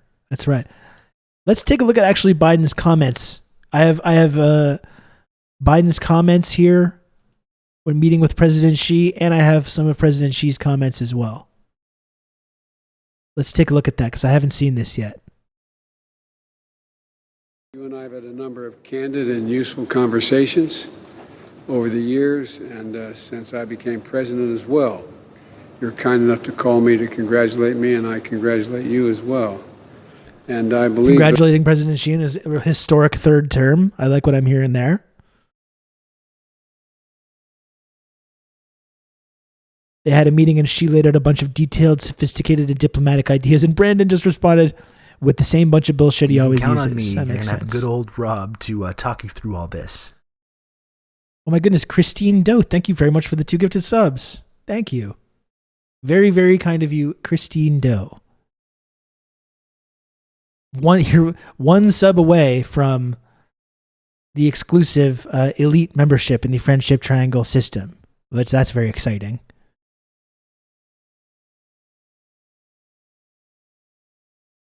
That's very exciting. Critical support to Xi for developing productive forces. In fact, for me, it's uncritical. It's uncritical count on support. Me. You're going to have good old Rob to talk you through all this. TRRS Momo Mad, hello there. Perhaps they too thrive in the chaos zone. True. That's very true. That is very true. And thank you, Ainsley, for the tier 1 sub as well. Okay, let's see this. I want to see this here. Stop. No more interruptions. There's a little substitute, though, to face-to-face discussions. And as you know, I'm committed to keeping the lines of communications open between this is cameraman doing. You and count me on personally, me. but our good old Rob to talk you through all this. And look at that, John McCain's Ghost as well. Highly valued community member John McCain's Ghost for the 19 months resub at tier 2. Thank you, John, for the resub and for all the support and everything you do for the community. Very much appreciated. President Xi must have poisoned the cameraman. Oh no. Oh my goodness. Governments across the board, because our 2 countries have so much that we have an opportunity to deal with. As the leaders of our 2 nations, we share responsibility, in my view, to show that China and the United States can manage our differences, prevent competition from becoming anything ever near conflict. Maybe you should stop ramping up this new Cold War then, Brandon. Mr. Brandon, sir. And maybe you shouldn't be sending your girl, Nancy Pelosi, to inflame tensions in the Taiwan Strait by visiting Taiwan when they explicitly say, we're going to consider that a violation of the One China policy, and we're going to consider that a deliberate provocation. Maybe you should stop lecturing President Xi about the 2 countries working together when you're sitting there in the fucking White House deliberately inflaming the tensions quite purposely. You know? Maybe that's something you should consider before he starts lecturing President Xi about this. And to find ways to work together on urgent global issues that require our mutual cooperation. And I believe this is critical for the sake of our 2 countries and the international community. This was a key to the theme of the COP27 meeting, where I spoke on Friday, and we'll be discussing a lot of these challenges together, I hope, in the next couple hours. And the world expects, I believe, China and the United States to play key roles in addressing global challenges, from climate changes to food insecurity. Yeah, the thing is, China is doing things to deal with climate change. What's America doing? Nothing. China's building massive, historic green infrastructure projects, making huge investments into solar and alternative forms of energy. What the fuck is the United States doing on climate? Why is Brandon lecturing China about this? They're the ones that are doing something about this, sir. Just increasing the military budget year after year. That's right. Build one train and then maybe you can talk about this. Yeah, we got Teslas. Meanwhile, Teslas in China are like taking off and like murdering people. Like something out of a goddamn Stephen King book. I'm sure that's going to be great for Tesla's future prospects in China. And if China does crack down on Tesla, they're finished, right? Excuse me, we have Hyperloop, maybe eventually, sir. Cue the VJ clip. China's making your buckets. They're making your nuts and bolts. You know, but if they do crack down on Tesla even more, for sure, then they're gonna be finished. They'll be fucked. And for us to be able to work together, the United States stands ready to do just that, work with you if that's what you desire. So President Xi, I look forward to our continuing and ongoing open and honest dialogue we've always had, and I thank you for the opportunity. Meanwhile, at work, we literally can't fucking buy 10-inch pipe. Yeah.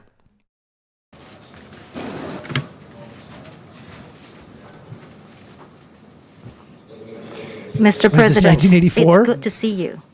This is Brandon's America. The last time we met was in 2017 during the World Economic Forum in Davos. That was already more than 5 years ago. Well, since you assumed the presidency, we have maintained communication via video conferences, phone calls, and letters. But none of them can really substitute for face-to-face exchanges. And today, we finally have this face-to-face meeting. From the initial contact and the establishment of diplomatic relations to today, China and the United States have gone through 50-plus eventful years.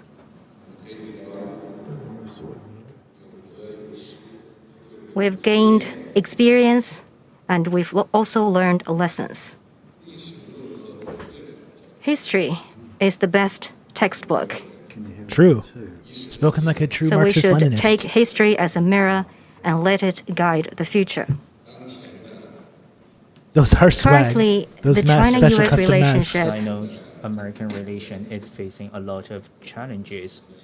Is in such a situation that we all care a lot about it, because this is not the fundamental interest of our two countries and peoples, and it is not what the international community expects us.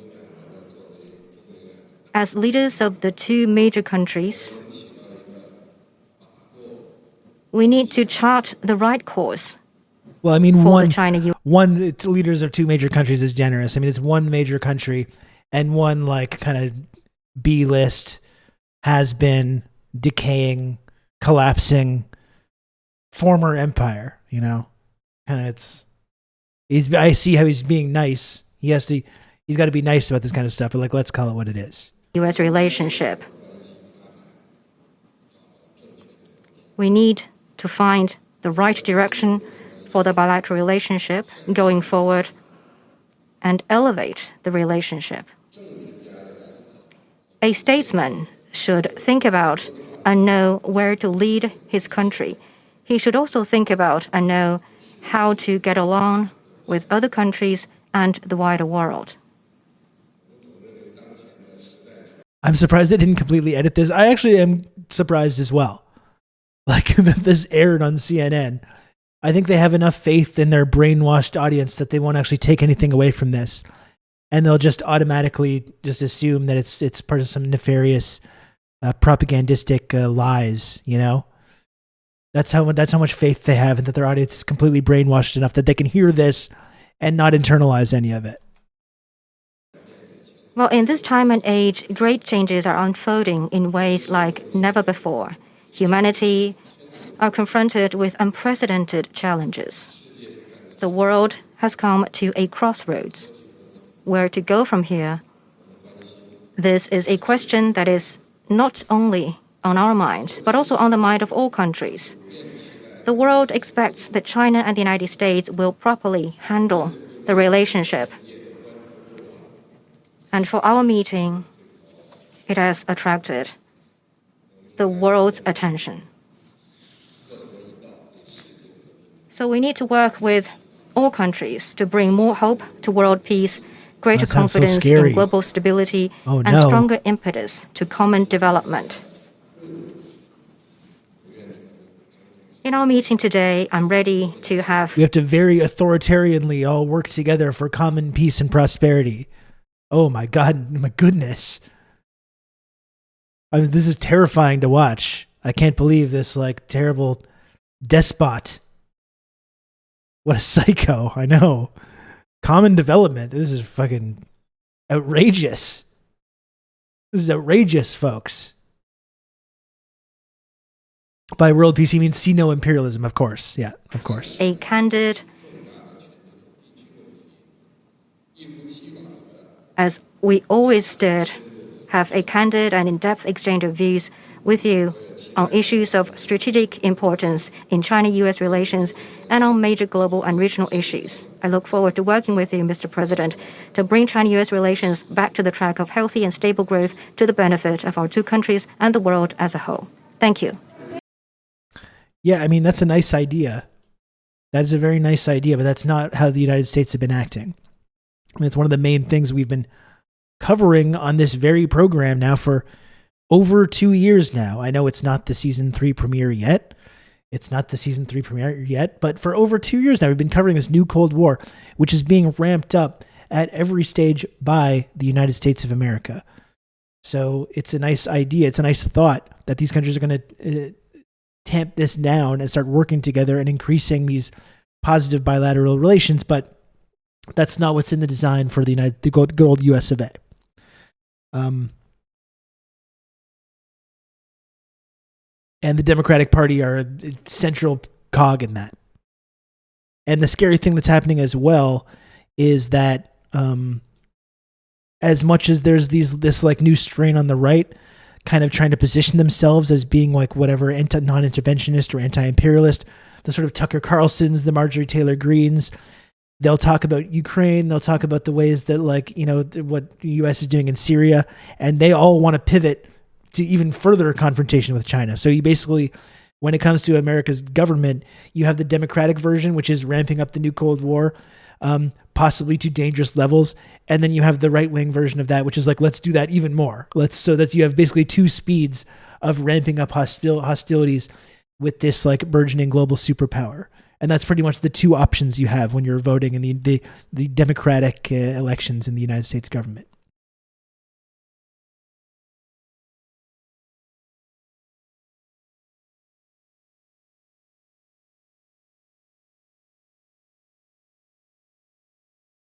What else? Do we have any more videos from this?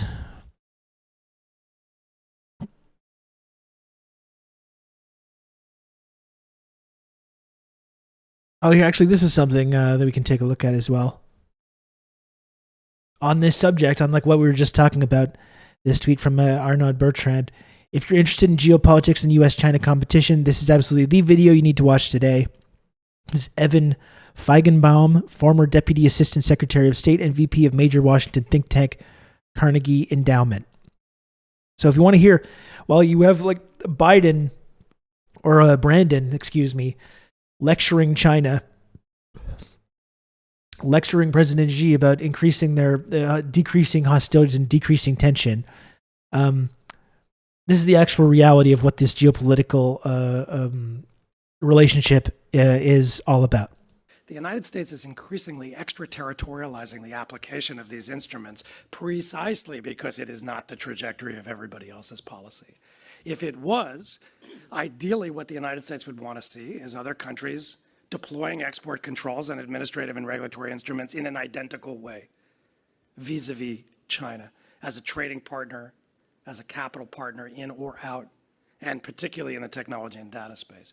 Because that's not happening, the United States is attempting to elicit voluntary compliance, and if it cannot, I confidently predict to you the United States is going to bring the hammer down, and try to coerce compliance on a lot of these controls.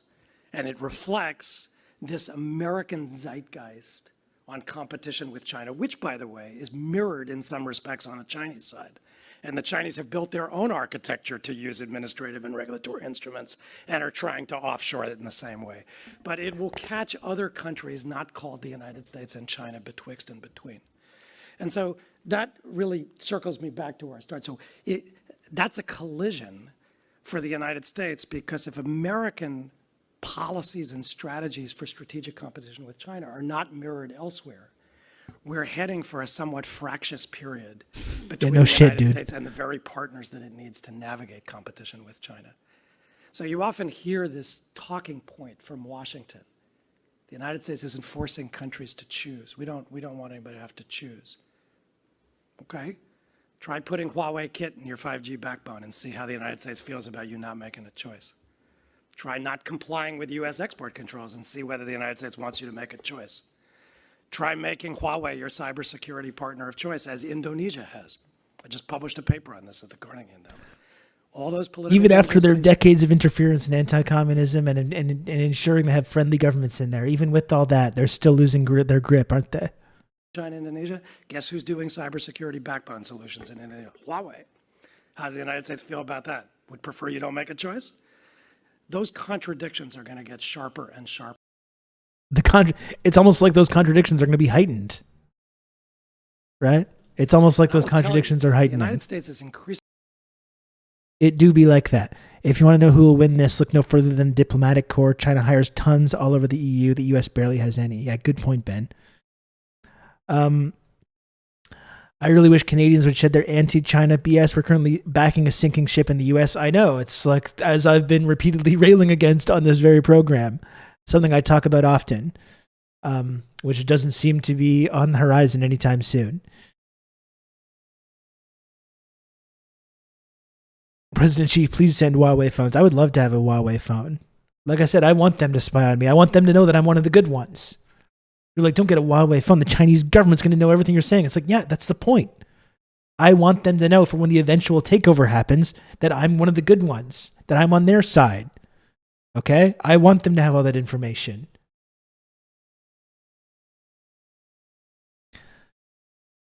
Once the U.S. is demolished, Canada will be too. I mean, frankly, the U.S. should be asking China right now to help them rebuild some of their horrible, decaying infrastructure in their dying country, right?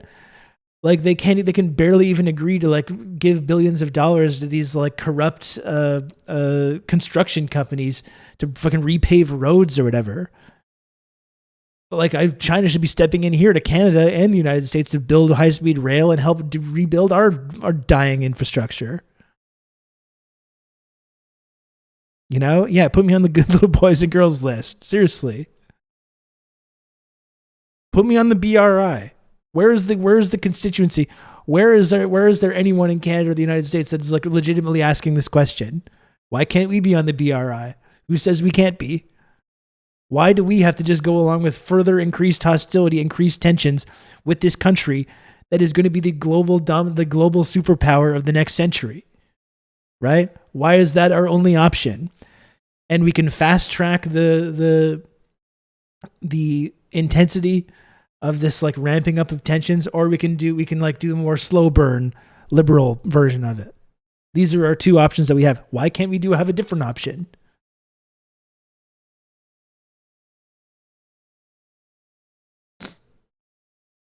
You know?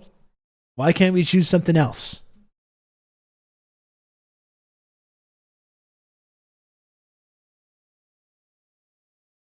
I've actually used her. Actually, I like to have my base takes recorded by China joke with some lib friends and they got upset. Yeah.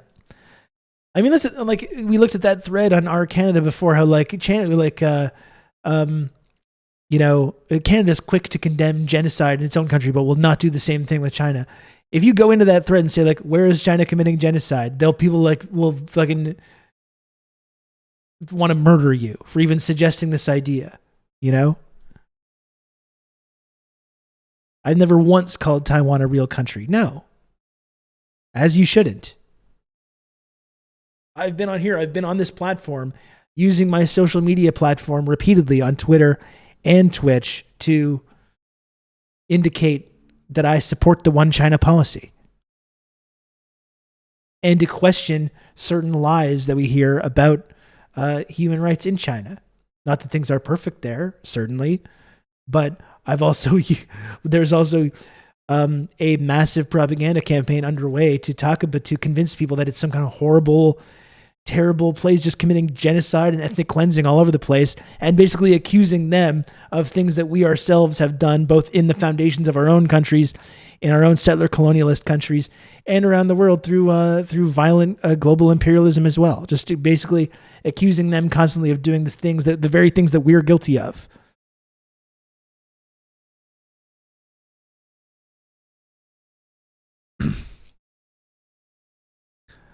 Justin had a prime chance to dress up in Uyghur folkloric costume and pick that dull ass jacket instead. I think there's too many people that have made fun of him for his like costume time stuff. An infamous Taiwan disrespecter. That's right. Absolutely. Canadians are living Spider-Man memes. It's true. And while we're talking about I guess there's one more thing I should look at. Let me just find the piece that I had saved here, because this is what we have in our media instead. This is what I talked about what we could be doing, talking about increased cooperation, talking about working with this global superpower, talking about having China maybe help rebuild our infrastructure, help build these historic infrastructure projects like the rail lines, which we just can't seem to do, high-speed rail system. We've talked before about how 60% of the Canadian population lives between Quebec City and Windsor, and how a single high-speed rail line would have a huge drastic difference for millions of people and their ability to move around this country, especially one that was subsidized and affordable. And then this is not a far right newspaper. This is the Canada's New York Times. Canada needs to get real about the threat that Beijing poses to our values. What threat? Yeah, first of all, what values in the first place? That's a good question as well. What values in the first place? Where's this threat that Beijing is posing to Canadian values? And these Canadian values, anyways, are fucking dog shit to begin with. And I would encourage places like Beijing getting involved in giving us better values and teaching us better values. That is not happening, though. What the fuck? What is this?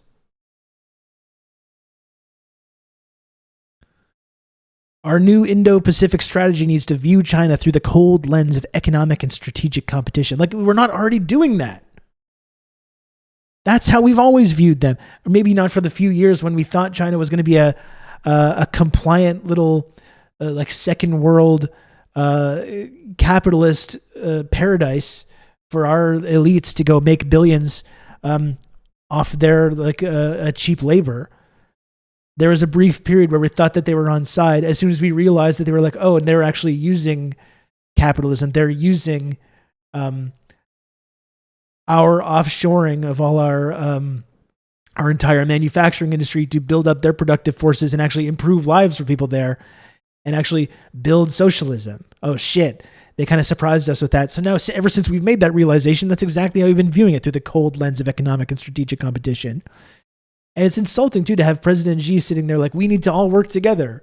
We need to all work together on improving bilateral relations, on achieving common prosperity, not just for the West, not just for China, but for everybody. And then we're saying we need to view this through the cold lens of economic and strategic competition. That's exactly what we're already doing. The Canadian value of murdering the poor. That's right. That's the threat that's being posed to our values here. We're restoring the soul of America. China's coming to change your weak-ass country's donuts. In fact, every day of the year is going to be Red Donut Day. That would be sick, actually.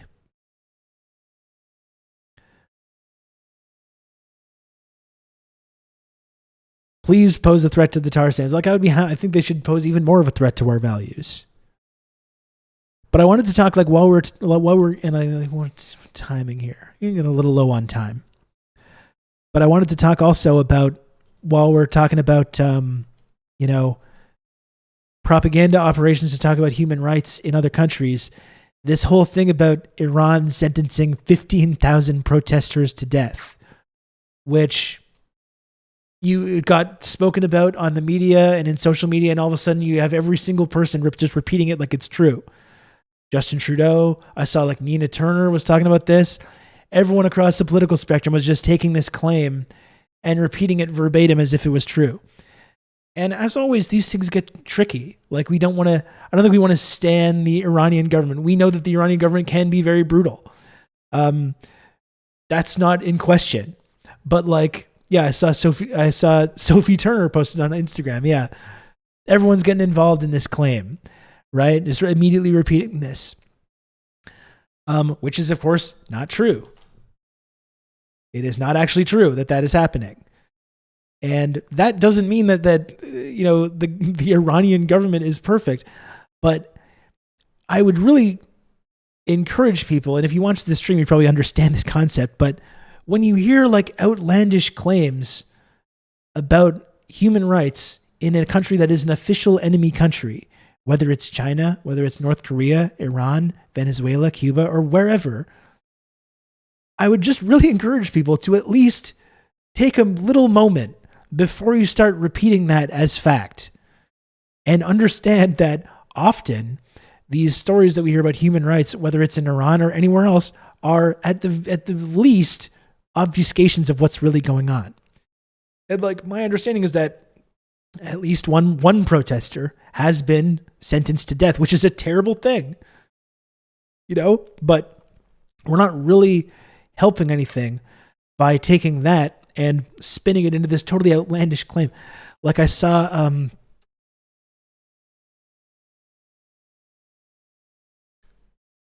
our friend Amanda posting about this, and I'm sure the quote tweets on this are fucking unhinged.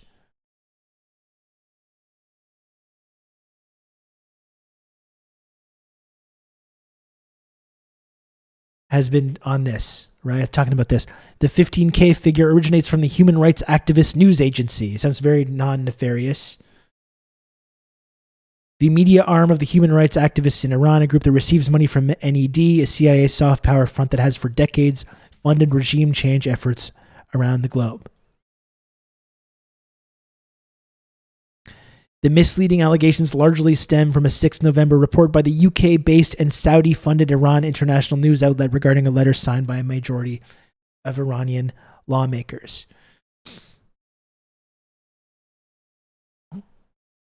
My general rule of thumb is that if the US hasn't ever even done it, then probably no other country's doing it. Yeah, and why is Iran a rogue state, but Saudi Arabia is just another country? Yeah, again, it's the idea that Iran is sentencing one person to death for being involved in these protests. That's a terrible thing in and of itself. Our close ally, Saudi Arabia, literally crucifies people regularly for committing minor crimes. Literally crucifies people. And they're our close ally that we not only give endless diplomatic cover to, but send weapons to, and allow them to carry out the world's worst horrific human rights violation going on right now in Yemen. Like Red Scary is saying, they just found a massive grave of Ethiopian migrant workers killed by the Saudis in Yemen. And that's okay. Anyway, I would just encourage people, again, when you hear these outlandish claims, whether it's about Iran or anywhere else, to at least take a moment to try and verify that before you start sharing it as if it's reality. Israel regularly launches mechanized pogroms on civilians. And Amanda had a really good tweet about this. They're going to execute 15,000 protesters. You couldn't have looked at the number and just know that was entirely made up. Like, I don't know what it's going to take for people to be maybe a little bit smarter about when they immediately agree, believe these stories and start resharing this kind of information.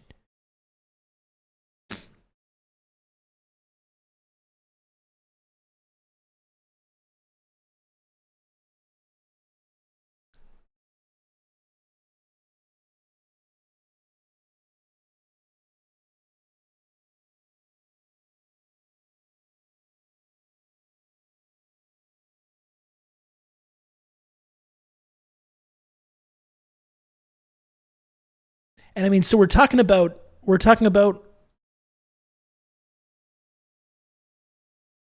this story from Iran started from one protester being put to death, which is that's a horrible thing. But you look even at the list of people murdered by police every single year in the United States, right? It's not 15,000, but you have people that are put to death in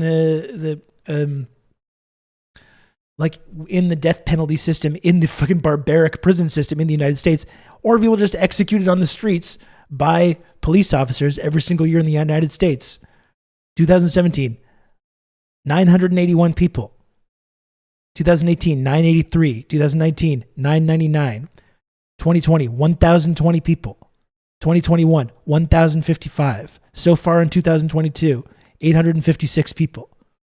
These are people that are just gunned down by armed agents of the state every single year in the United States of America.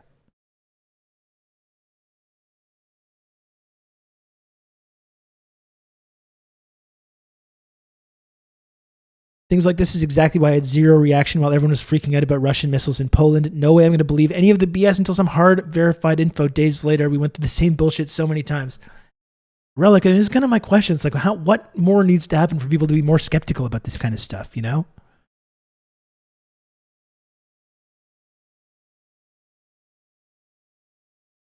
Like, it's really remarkable. And I think it gets to something that I was talking about. Oh, goodness. Sorry, just give me a moment so I can not embarrass myself here. One moment.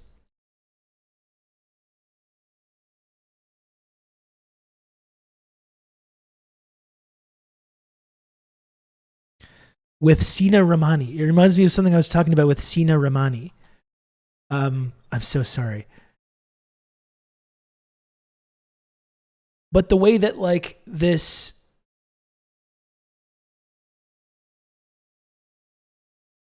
the way that like the Iranian protest movement becomes like entertainment. It becomes like entertainment for Western audiences. And you have Western audiences all of a sudden like sharing all the hashtags and sharing the images of the people that are like involved in these protests and encouraging it and kind of believing that they themselves are performing some kind of activism by sharing this and encouraging all the anti-government activity, and then just kind of like moving on from it, while people there that actually participate in this are left to deal with like the very real consequences of it.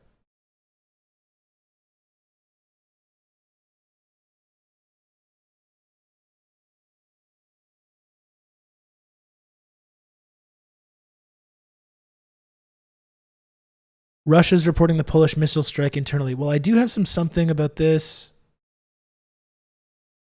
that I believe our friend Dimitri shared earlier.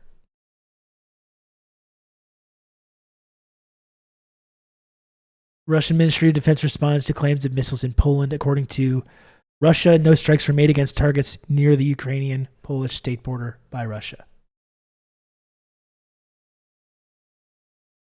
At the very least, it's as with all of these things, people need to take a moment to fucking try and verify the information before we start saying, oh, Russia, of course, they just attacked Poland. I guess we got to invoke Article 3 or whatever it is.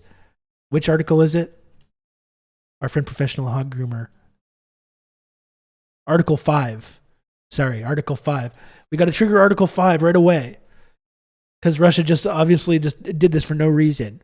People immediately get involved in this kind of narrative before doing one ounce of thought about why they would do that, who would benefit from that. What crashed in the village of Przesdał, Poland today with the cooperation of Blue Boy 1969. We analyzed the available photos of fragments and came to a clear conclusion that they belong to the 4AD6 motor of the 5V55 series missile of the S-300AD system, a Ukrainian missile. And that's what I think it was starting to be called, or the understanding is that Russia potentially shot down a Ukrainian missile that just landed in this village.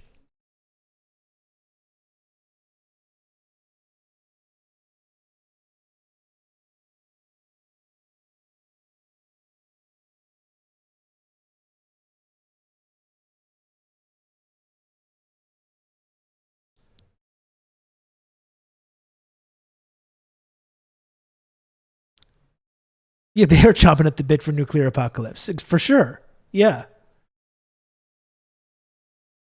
Ukraine learning to false flag. Well, learning. I mean, that's what these CIA-backed militia groups, that's what the CIA trains them to do, not just in Ukraine, but all around the world. This is the same playbook they've been doing all around the world. That's why I'm highly skeptical about any of these stories. Any of these human rights atrocities, or they're like, atrocity porn that comes out. I'm always incredibly skeptical of it, because that's exactly part of the playbook of these like CIA trained Contras, in Ukraine, in Syria, in Latin America, like all over the world, that they've been employing these kind of strategies. It doesn't mean that the Russian army is like moral, that they don't do terrible things. Obviously they do. But that's why I'm always automatically skeptical about any time we hear one of these stories that comes out.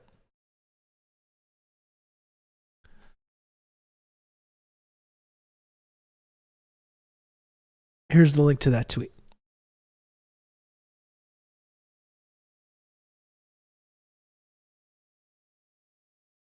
It's the literal playbook they hand out to insurgents. And it's very true. It is very true. And again, it's so fucking controversial to question these things.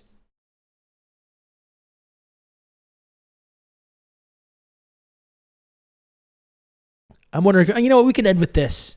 I can't stick around for too much longer, or I'm going to transition back into mindless chit chat in a little bit. But this was great too. Okay, so this is a good way to tie up everything we were getting into, right? About Canadian values and all this stuff. This scene from Remembrance Day on November 11th. This is really tremendous stuff.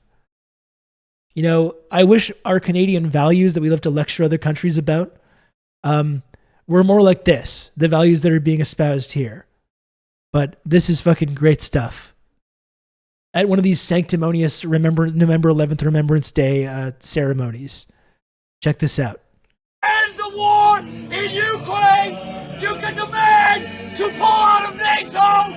You can demand no weapons sold to Israel or Saudi Arabia! You can stand up for Africa! Because one Black Lives Matter! Huh? Who? You show up every year for this bullshit! But you don't stop the wars you are voicing on the world! Yeah, fuck off! You always have police, don't you? Yeah, fuck off! Hell yeah, brother. Those are the Canadian, I like those Canadian values. I don't want to endorse everything about this guy. I don't know who it is. I don't know who did that, but that takes courage, though. At one of these fucking sanctimonious flag humping ceremonies, the precious moment of silence, so we can commemorate the troops the 18-year-old kids that we sent to die in this pointless war.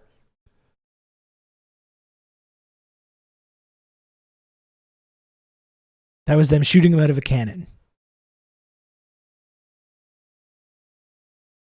We got to honor those poor rubes that we sent to die in the trenches, to get trench foot and traumatized for life for no fucking reason. While we've been disgracing their memories now for generations by arming and supporting the worst fucking talking about authoritarianism, we've been arming and supporting the absolute worst human rights abusing authoritarian regimes now for decades, centuries even. Been on the wrong side of every global conflict except World War II. No thanks to the actual Canadian elites that supported fascism and that were anti-Semitic themselves. The one time we were on the right side of one thing was when he fought alongside This is the some Soviet guy, Rob Union. Russo, some leftist based in Canada. I was ever think turned about on that? to this sick individual, and I found this. The one time we were on the correct side of any of a foreign policy situation was the one time we fought alongside Stalin and the Soviet Union and communism. Remember that? The one time we were actually correct about this. Left flank vets, I'm not even acknowledging this. Okay, I'm not even acknowledging this raid or any of the shenanigans. I'm on a point here. Have good old Rob to talk. I'm trying to do serious journalism. Whatever you do, don't click on Wilco's link.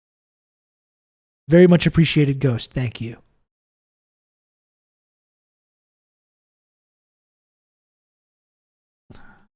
So I should turn my music back on here. Excuse me. Getting a little hoarse over here. Getting a little hoarse. Been hooting and hollering now for coming on 3 hours.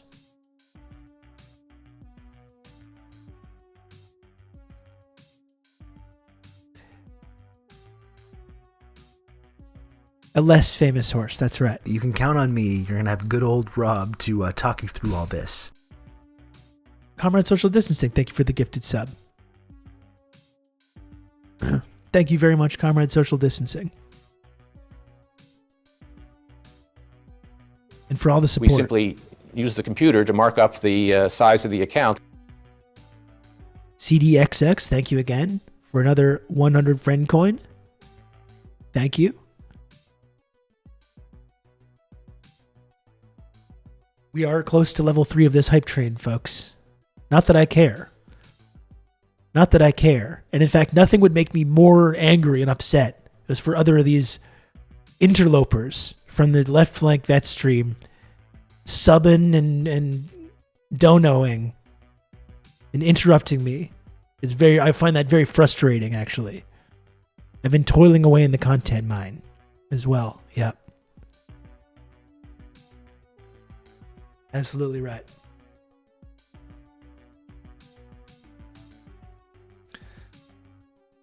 Ugh. I would be so owned if I got on that hype train. If we got to that level 3, God, nothing would make me more angry and frustrated and upset. We simply use the computer to mark up the size of the account. Thank you, Earth to Skelly, for the 100 friend coin.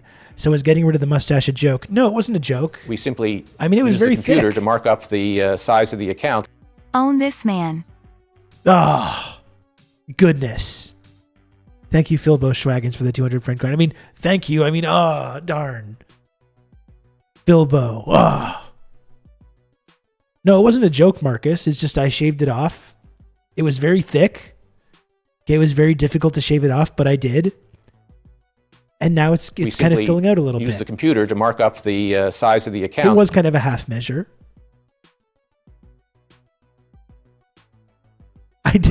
I did. Thank you, Sean Mead, for the 300 friend coin. Thank you. I don't know. The first day back,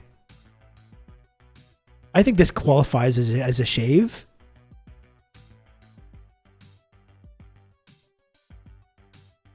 Look at this.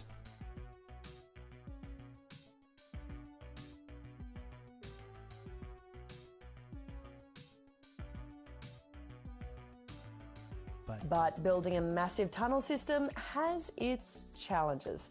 The 12-foot wide tunnel has to be dug out inch by That inch counts. with a tunnel boring machine, essentially a massive drill. Elon Musk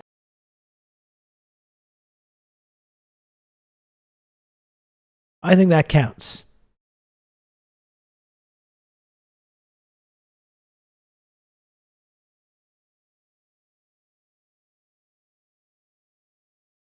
Here's where I was previously. Just the previous day. Look at that. That's a substantial difference. Okay? You call that a half measure? You know how difficult this was for me? How psychologically difficult this was?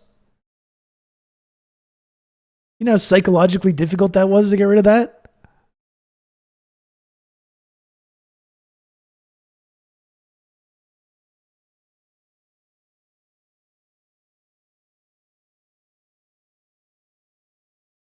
I don't even know if I have the patience to go back to this now. Okay, did you get a haircut or did you shave your head? No, I got a haircut. It wasn't a shave.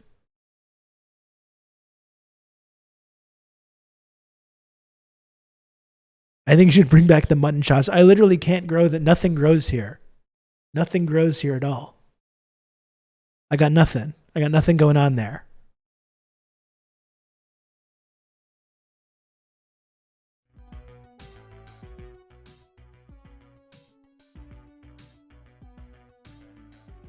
Mustache trims, not shaving it. Oh, God damn it.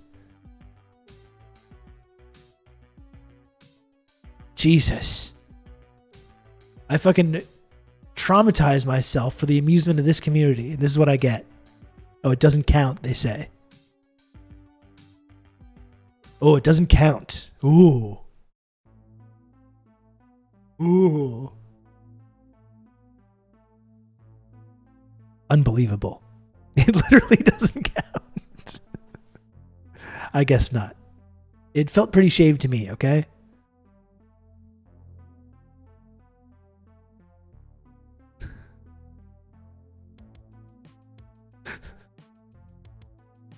This is going well. This raid comes here right as I'm finishing up making my important points, talking about the important political issues. It was a total fabrication. Did you use a razor blade on the skin where the hair was clearly not shaved? No, I did not. I used the buzzer.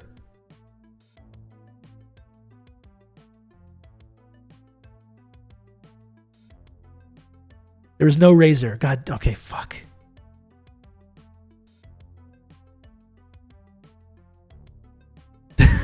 True. Okay. Okay. It was still a substantial difference, all right? I think I deserve some credit for this.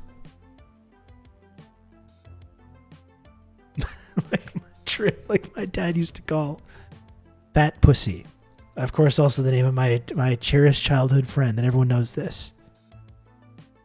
Everyone knows this about me. Childhood friend, Fat Pussy. So many memories. So many memories. It comes over the D-. I think I deserve some credit for this. Oh my god, this is outrageous. He was a bad dude. He ran with a couple of bad boys. Where is he now? We look at the night sky and wonder what adventures he's having. You gotta wonder. You gotta wonder. Sometimes I look up at the moon and I wonder if my friend Fat Pussy is looking up at the same moon at the same moment. You know? It's like that scene in Predator.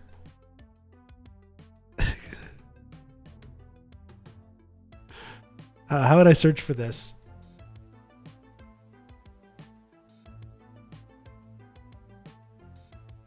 This is me with Fat Pussy. Here we are again, bro. Just you and me. Same kind of moon, same kind of jungle. Real number 10 night, remember? Whole platoon, 32 men chopped into meat. We walk out, just you and me. Nobody else. Right on top of. Not a scratch, not a fucking scratch. You know whoever got you. He'll come back again, and when he does, I'm gonna cut your name right into. I'm gonna cut your name into. You know, I never questioned, I never asked myself this at the time when I first saw this film. But like, was there maybe something going on with Mac and Blaine beyond like a Battlehood Band of Brothers thing? Was there maybe some like other subtext to this that we didn't really examine, we didn't think of? It's a very homoerotic film, isn't it? A lot of rippling muscles and dudes, you know? And he's very broken up by Blaine being killed there. And he's like, this whole thing, I'm going to cut your name into him. What's that all about? Is that something you say just for like your pal? No, there's nothing wrong with loving your guy friends. That's true. I mean, maybe that's all it is. Maybe that's all it is. The inevitable homoeroticism and machismo. Yeah, it's maybe if they were in like Vietnam or together. Vietnam. One of those scary nights in the jungle, you know?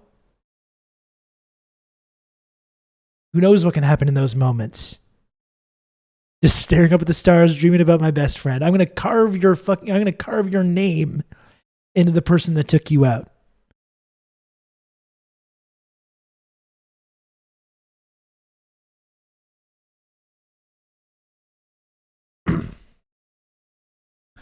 Anyway, it's just something to consider.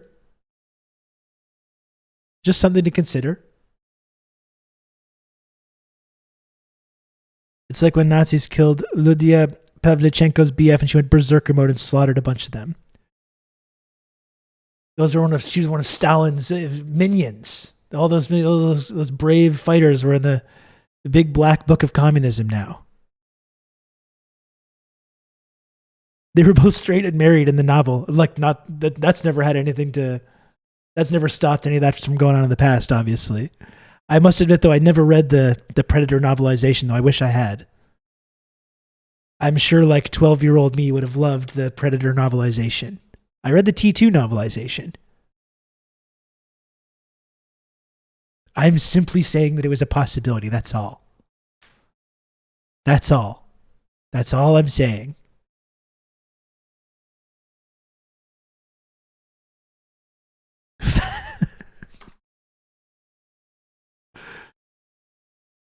You know, I was really thinking too. I was watching a video on aliens today, and I really do think I've been talking about doing Alien for a movie night for a while.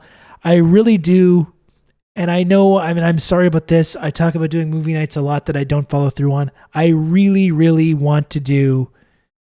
I don't even know if there was a Predator novel. I just assumed that had read the Predator novelization. I just instantly assumed that. I want to do Alien and Aliens. Maybe not in the same night, but a double feature of both of these films.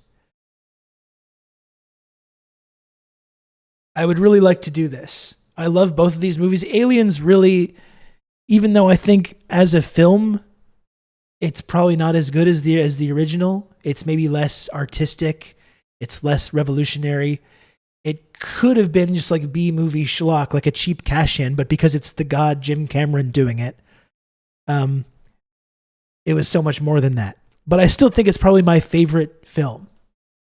I think it probably is.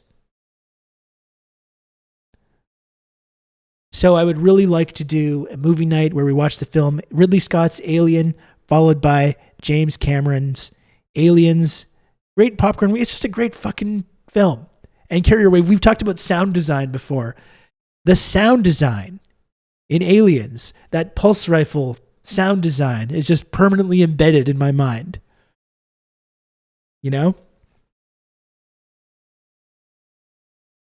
The sound is just so fucking great. And the motion tracker, I was watching this like breakdown of it today, talking about how the motion tracker is used to like build tension. And just it's just so simple. Just have these guys in a fucking a dimly lit room with that repetitive sound of the motion tracker, they gradually increasing in intensity. God, it's so fucking good. I'm getting chills just thinking about it right now. And yeah, I think Alien is the superior film, but I think I still just love Aliens more just because of the way that I saw it at the exact right moment in my life, the absolute obsession that I had with it.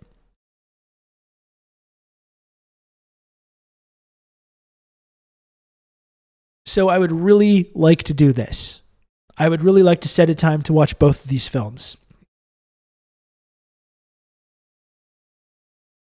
Maybe we could do a double feature. I don't know. That's probably ambitious considering I've been promising movie nights for a long time now and not delivering on it.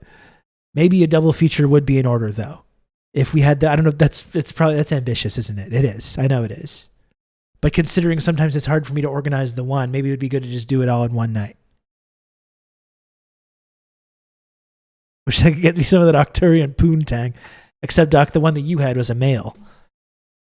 I was actually seeing an interesting fact about that whole scene when all the Marines are at like the cafeteria table at the beginning of the film. They shot that last. That was the last thing that they did after all the actors had spent like 14 weeks together in this like really crazy environment making this film under this incredibly tight timeline with James Cameron ruling over it with a fucking iron fist. And they filmed that scene last, so there was that sense of like camaraderie which really comes through in the performances.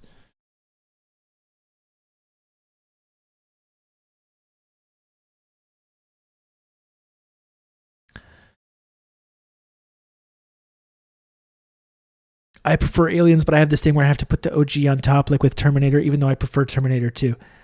I think I love the original Terminator even more than Terminator 2 as well, and I love T2. Love it.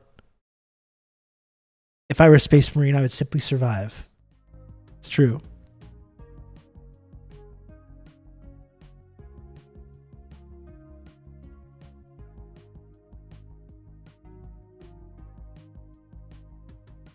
Did you have any military time? No.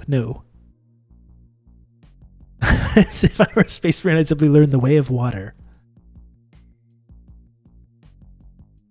A double feature would be over 4 hours. It is probably a little ambitious, isn't it? It probably is. That's true.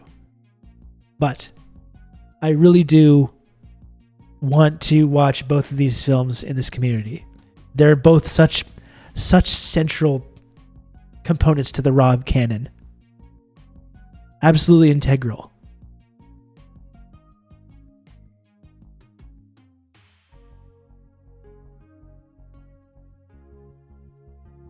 I'm glad you talked me to watching Avatar. I was losing my shit when the humans were getting their shit pushed in.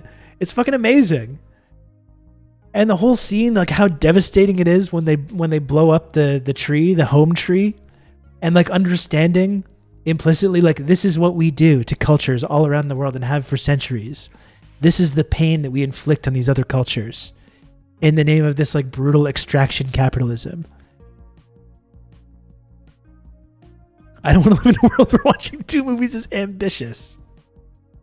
Do you think the majority of the audience got that? I think the reason it was so popular around the world is because audiences around the world got that for sure. Probably less so in the United States of America and Canada, where we have this very compliant, brainwashed population that is ignorant about our role in the world. But I think the reason it was so popular is because cultures around the world did see that and saw this version of themselves were being reflected in this.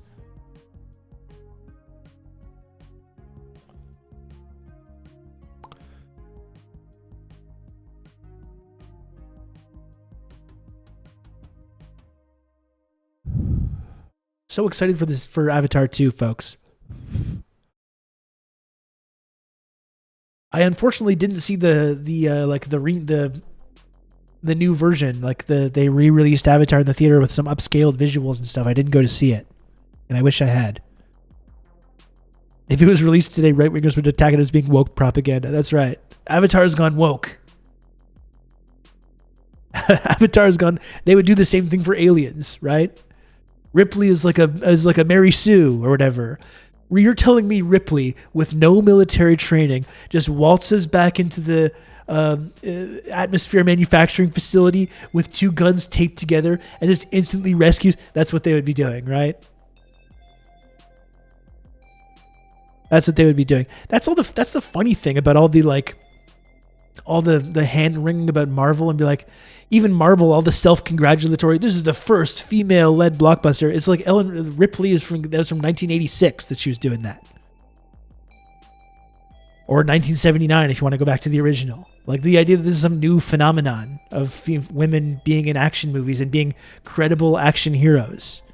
It's one of the greatest action heroes of all in film history. Yeah, have you considered that she kicks ass and was also mad as hell? I was saying as well, like, in this thing that I was watching, when Ripley does go into that situation, you buy it. You're right. She's risking her everything, and you totally understand why, because of this arc of motherhood that Cameron, the brilliant genius screenwriter, he doesn't get enough credit for this. He does not get enough credit for this. His amazing screenwriting. He wrote the script for Terminator and Aliens, T2, one of Hollywood's greatest screenwriters. And because of this incredible arc that Ripley goes on, when she goes into that factory, you're like, hell yeah, I buy every moment of this. If you didn't buy it, the whole end of the film wouldn't work.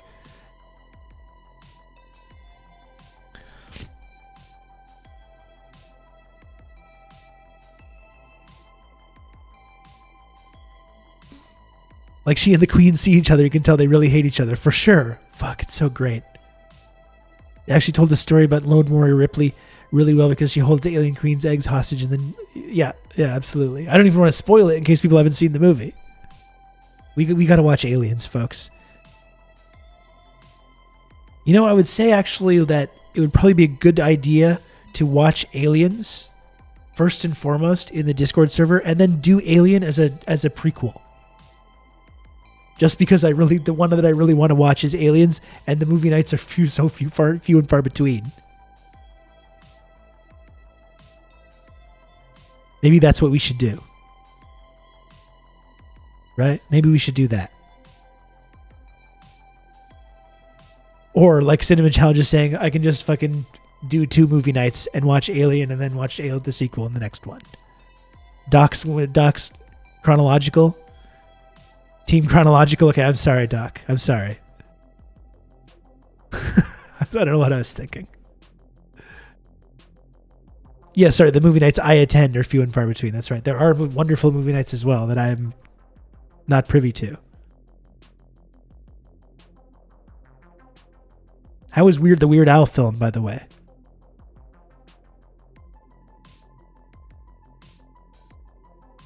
Alien is key. It really does help set up Ripley's character well, doesn't it? What's weird is that having a woman or a black person be the lead in an action movie wasn't common in the 20th century, but it wasn't necessarily unheard of either. Blade was a big success. Alien was a big success. The idea that it's new and also a radical step feels like cultural amnesia. Yeah, it's like a way for these for Disney and Marvel to cash in on being like these like groundbreaking, it makes the act of consuming these films kind of somehow inherently revolutionary, right? For like liberals that will never really engage in political activism, that becomes their activism. Well, I went and saw Black Panther at the theater, the very first like action movie starring black people that ever existed. It's like, well, no, that's not actually correct. But it allows people to like feel like they're participating in some kind of revolutionary act by consuming this like massive media corporations, slop, comic book slop that they're putting out. I hated the movie. I mean, the whole point of Black Panther,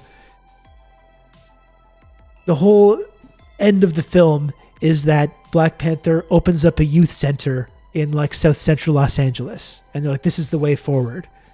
And the whole idea of like engaging and have a revolutionary armed activism with these oppressed cultures is like scary and you should never do that. And the only thing you do is the incrementalism. Like it's so horrific. It's just demonic, the message in this movie. And I haven't seen the new movie as well, the new Black Panther film, but isn't like pitting Wakanda against like this ancient Mayan civilization? That's like those are the villains in the new Black Panther movie, the Mayans. Like what the fuck did the Mayans and the Africans ever have issues with each other? They should be working together to destroy the white man, to destroy Western imperialism, right? Why are Mayans and Wakandans fighting and these scary ancient Mayan villains? Like what the fuck?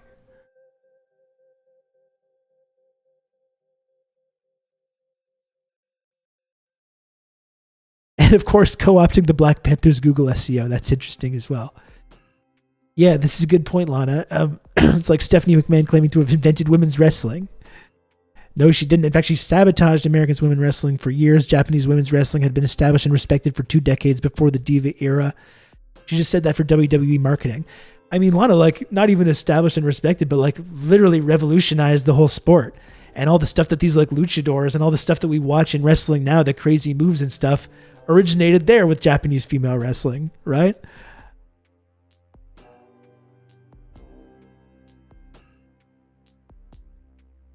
Like if Killmonger wasn't all just, I know you don't need to hear this, Lana, but others do. I know you're aware of this. Yeah, like if Killmonger wasn't all, I just want to kill everyone, I'm evil. That's the whole thing. He's got a total point. But then he has to be like, by the way, I'm super evil and I just want to murder and kill. And so you have to kind of support the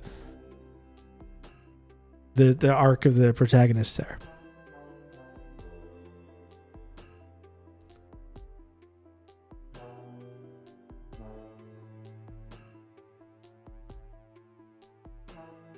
The centrist T'Challa. That's right.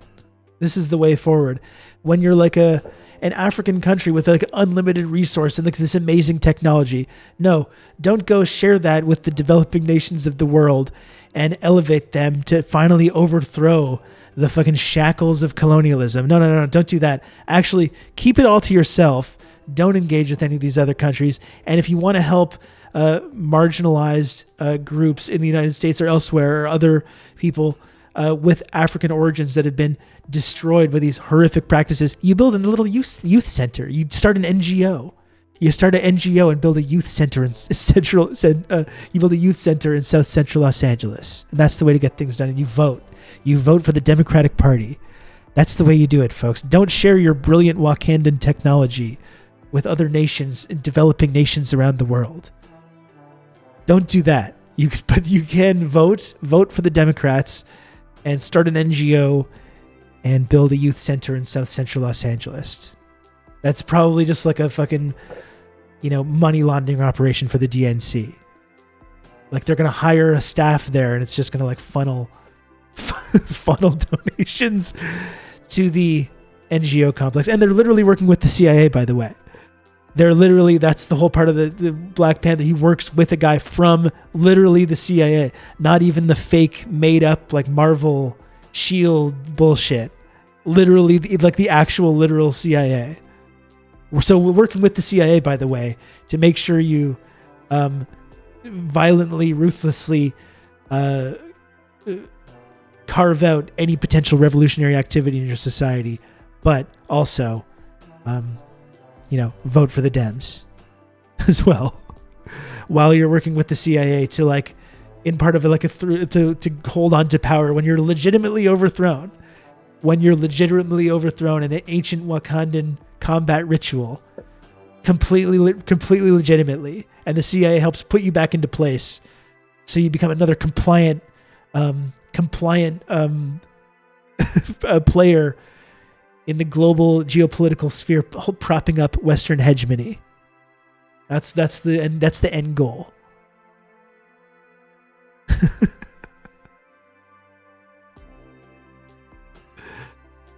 Yeah, surprised CIA isn't planting civil war seeds in Wakanda. Well, they'd be overthrowing the government to get access to the vibranium, right? I'm in YouTube essay territory as well right now.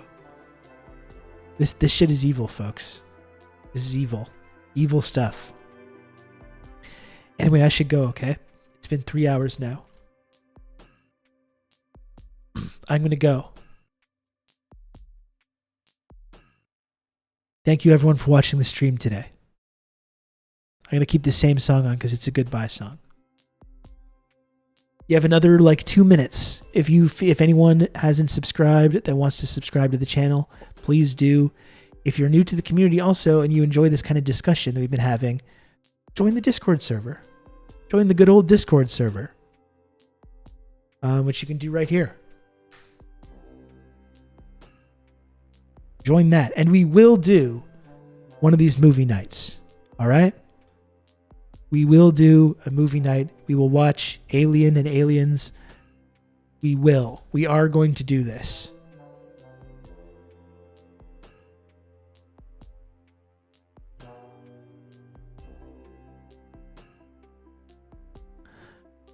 So thanks again for watching, friends. I'll be back tomorrow. Potential season 3. Potentially the premiere episode of TRRS season 3. Tomorrow, noon Eastern. That's 1 a.m. Pyongyang time. Season 3. I think I'm ready. Maybe. We'll see. I reserve the right to call another mulligan. Okay?